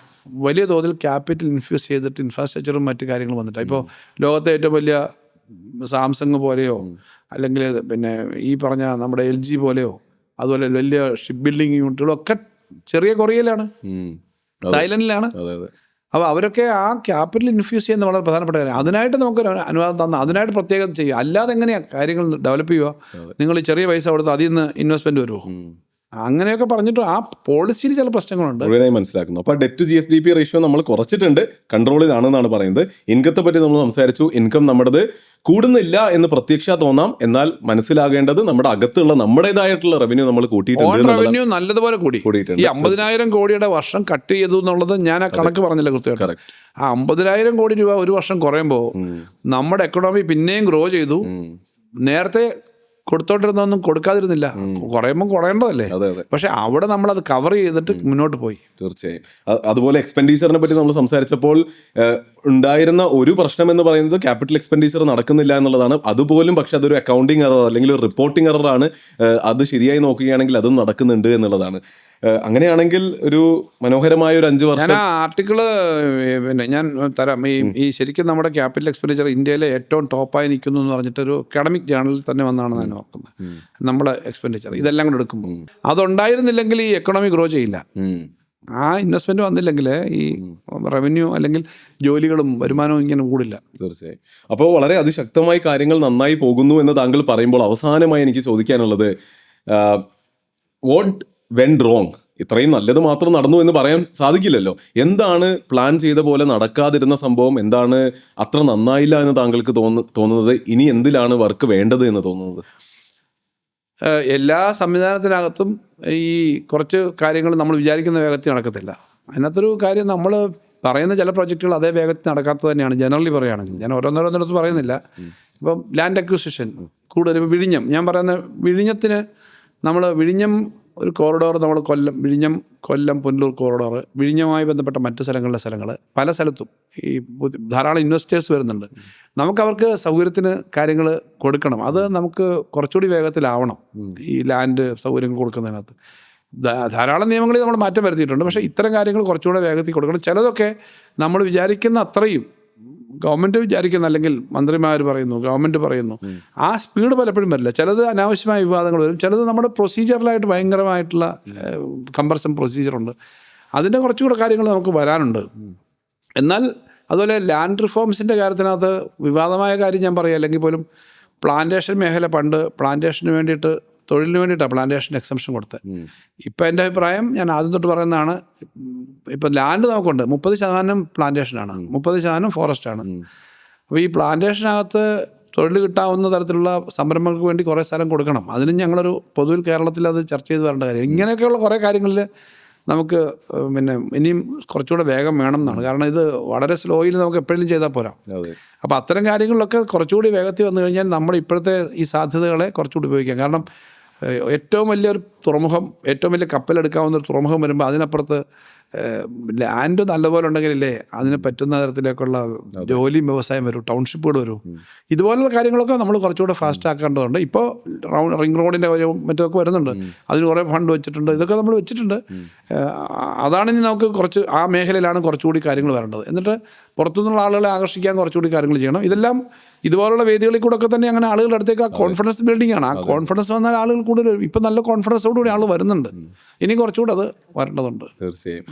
എല്ലാം 100% ശരിയാണെന്ന് വിചാരിച്ചാൽ ഒരു കാര്യവും ശരിയല്ല. 100% ശരിയാക്കാൻ പറ്റില്ല. അത് ശരിയാവാൻ വേണ്ടിയിട്ടുള്ള ശ്രമമാണ്. അപ്പോഴാണ് അടുത്ത ആവശ്യം വരിക. അത് നമ്മൾ ചെയ്യാൻ വേണ്ടിയിട്ടുള്ള അന്തരീക്ഷം ഇപ്പോൾ ഉണ്ടായിട്ടുണ്ട്, നല്ലതുപോലെ നടക്കുന്നുണ്ട്. തീർച്ചയായും. ഇതൊക്കെ കേൾക്കുമ്പോൾ വളരെ വലിയ സ്വപ്നങ്ങളാണ് കേരളത്തെ പറ്റി ഒരുമിച്ച് കാണാൻ സാധിക്കുന്നത്. എനിക്ക് ഉറപ്പുണ്ട് കേട്ടുകൊണ്ടിരിക്കുന്നവർക്കും ഈ പറഞ്ഞ പോലെ കോൺഫിഡൻസ് ബിൽഡിംഗ് വളരെ റിയൽ ആണ്. ഇതൊക്കെ കേൾക്കുമ്പോഴാണ് സത്യസന്ധമായ പിക്ചർ പുറത്തേക്ക് പോകുന്നതും സത്യസന്ധമായ കാര്യങ്ങൾ മനസ്സിലാക്കാൻ പറ്റുന്നതും അങ്ങനെയൊക്കെ സംഭവിക്കുമ്പോഴാണ് വളരെ പ്രാക്ടിക്കലും റിയലുമായിട്ടുള്ള സ്വപ്നങ്ങൾ എല്ലാവർക്കും ഒരുമിച്ച് കാണാൻ പറ്റും, ആ ഒരു എനർജി വരുന്നത്. അപ്പോൾ നമ്മുടെ ചാനലിൽ വന്ന സ്ഥിതിക്ക് ഞാൻ പറഞ്ഞ പോലെ നമ്മൾ പേഴ്സണൽ ഫൈനാൻസ് ആൾക്കാർക്ക് പഠിപ്പിച്ചു കൊടുക്കുന്ന ഒരു ചാനലാണ്. അപ്പോൾ കേരളത്തിൻ്റെ ഫൈനാൻസ് മിനിസ്റ്ററിൽ നിന്ന് സാധാരണക്കാരന് കൊടുക്കാനുള്ള ഒരു പേഴ്സണൽ ഫൈനാൻസ് അഡ്വൈസ് എന്തായിരിക്കും? ഫിനാൻഷ്യൽ ലിറ്ററസി വളരെ പ്രധാനമാണ്. ഗവൺമെൻറ് തന്നെ പറഞ്ഞിട്ടുണ്ട്, ഈ സ്കൂൾ കുട്ടികൾ മുതൽ നമ്മളത് പഠിപ്പിക്കുന്നുണ്ട്. വെറുതെ പണം കിട്ടുമെന്ന് തെറ്റിദ്ധരിച്ചിട്ട് പോയിട്ടൊന്നും ചെയ്തിട്ട് കാര്യമില്ല. കൂടുതലും നമുക്ക് ലോങ് ടൈമിൽ റിട്ടേൺ വരാവുന്ന തരത്തിലേക്കുള്ള ഇൻവെസ്റ്റ്മെൻ്റ് ആയിരിക്കും ഏറ്റവും നല്ലത്. എന്ന് പറഞ്ഞാൽ ഞാൻ പറഞ്ഞത്, നമ്മളെപ്പോഴും ഈ ഫിനാൻസ് ക്യാപിറ്റൽ എന്ന് പറയാറുണ്ട്. അത് വിദേശ രാജ്യങ്ങൾ വലിയ കമ്പനികളും ചെയ്യുന്നതാണ്. നമ്മൾ മണി മാറ്റേഴ്സിനകത്തും പ്രധാന ഷെയർ മാർക്കറ്റാണ്, അത് ചെയ്യേണ്ടി വരും. പക്ഷേ കോർ ഇൻവെസ്റ്റ്മെൻറ്റ് വളരെ പ്രധാനമാണ്, എംപ്ലോയ്മെൻറ്റ് വളരെ പ്രധാനമാണ്. അപ്പോൾ അതിന് സഹായിക്കുന്ന കമ്പനികൾ ഉൾപ്പെടെ നമ്മുടെ പിക്ചറിലുണ്ടാവണം ഇൻവെസ്റ്റ്മെൻറ്റ് ചെയ്യാൻ പോകുമ്പോൾ. നമ്മുടെ ഇൻവെസ്റ്റ്മെൻറ്റും അങ്ങനെയാണ്. നമ്മുടെ ഇൻവെസ്റ്റ്മെൻറ്റ് വലിയ വീട് പണിഞ്ഞിട്ട് അവസാനം മെയിൻറ്റെയിൻ ചെയ്യാനായിട്ട് പൈസ ഇല്ലാതെ വരരുത്. So you should invest in such a way. പലപ്പോഴും ഇപ്പോൾ വരാറുണ്ട് ഫേക്കായിട്ടുള്ള പല വാർത്തകളും. ഇന്ത്യയുടെ ധനകാര്യമന്ത്രി പറഞ്ഞു, സോണിയാഗാന്ധി പറഞ്ഞു, ഇങ്ങനെ ഇട്ടാൽ ഇത്ര കിട്ടും. ഈ കള്ളത്തരം ഒത്തിരി കേസുകളിൽ നമ്മൾ വിചാരിക്കുന്നതിനേക്കാളും വിദ്യാഭ്യാസമുള്ളവരും നല്ല ജോലിയുള്ളവരും പോയി പണം ഇട്ടിട്ട് അബദ്ധത്തിൽപ്പെടുന്ന ധാരാളം കേസുകളുണ്ട്. അപ്പോൾ അത്തരം കേസുകളൊക്കെ നോക്കി കൃത്യമായ ഇൻവെസ്റ്റ്മെൻറ്റ് വേണം. ഫിനാൻഷ്യൽ ലിറ്ററസി ഏറ്റവും പ്രധാനപ്പെട്ട കാര്യമാണ്. നമ്മൾ ഹാർഡ് ഏൺഡ് ആയിട്ടുള്ള മണി വെറുതെ പോകരുത്.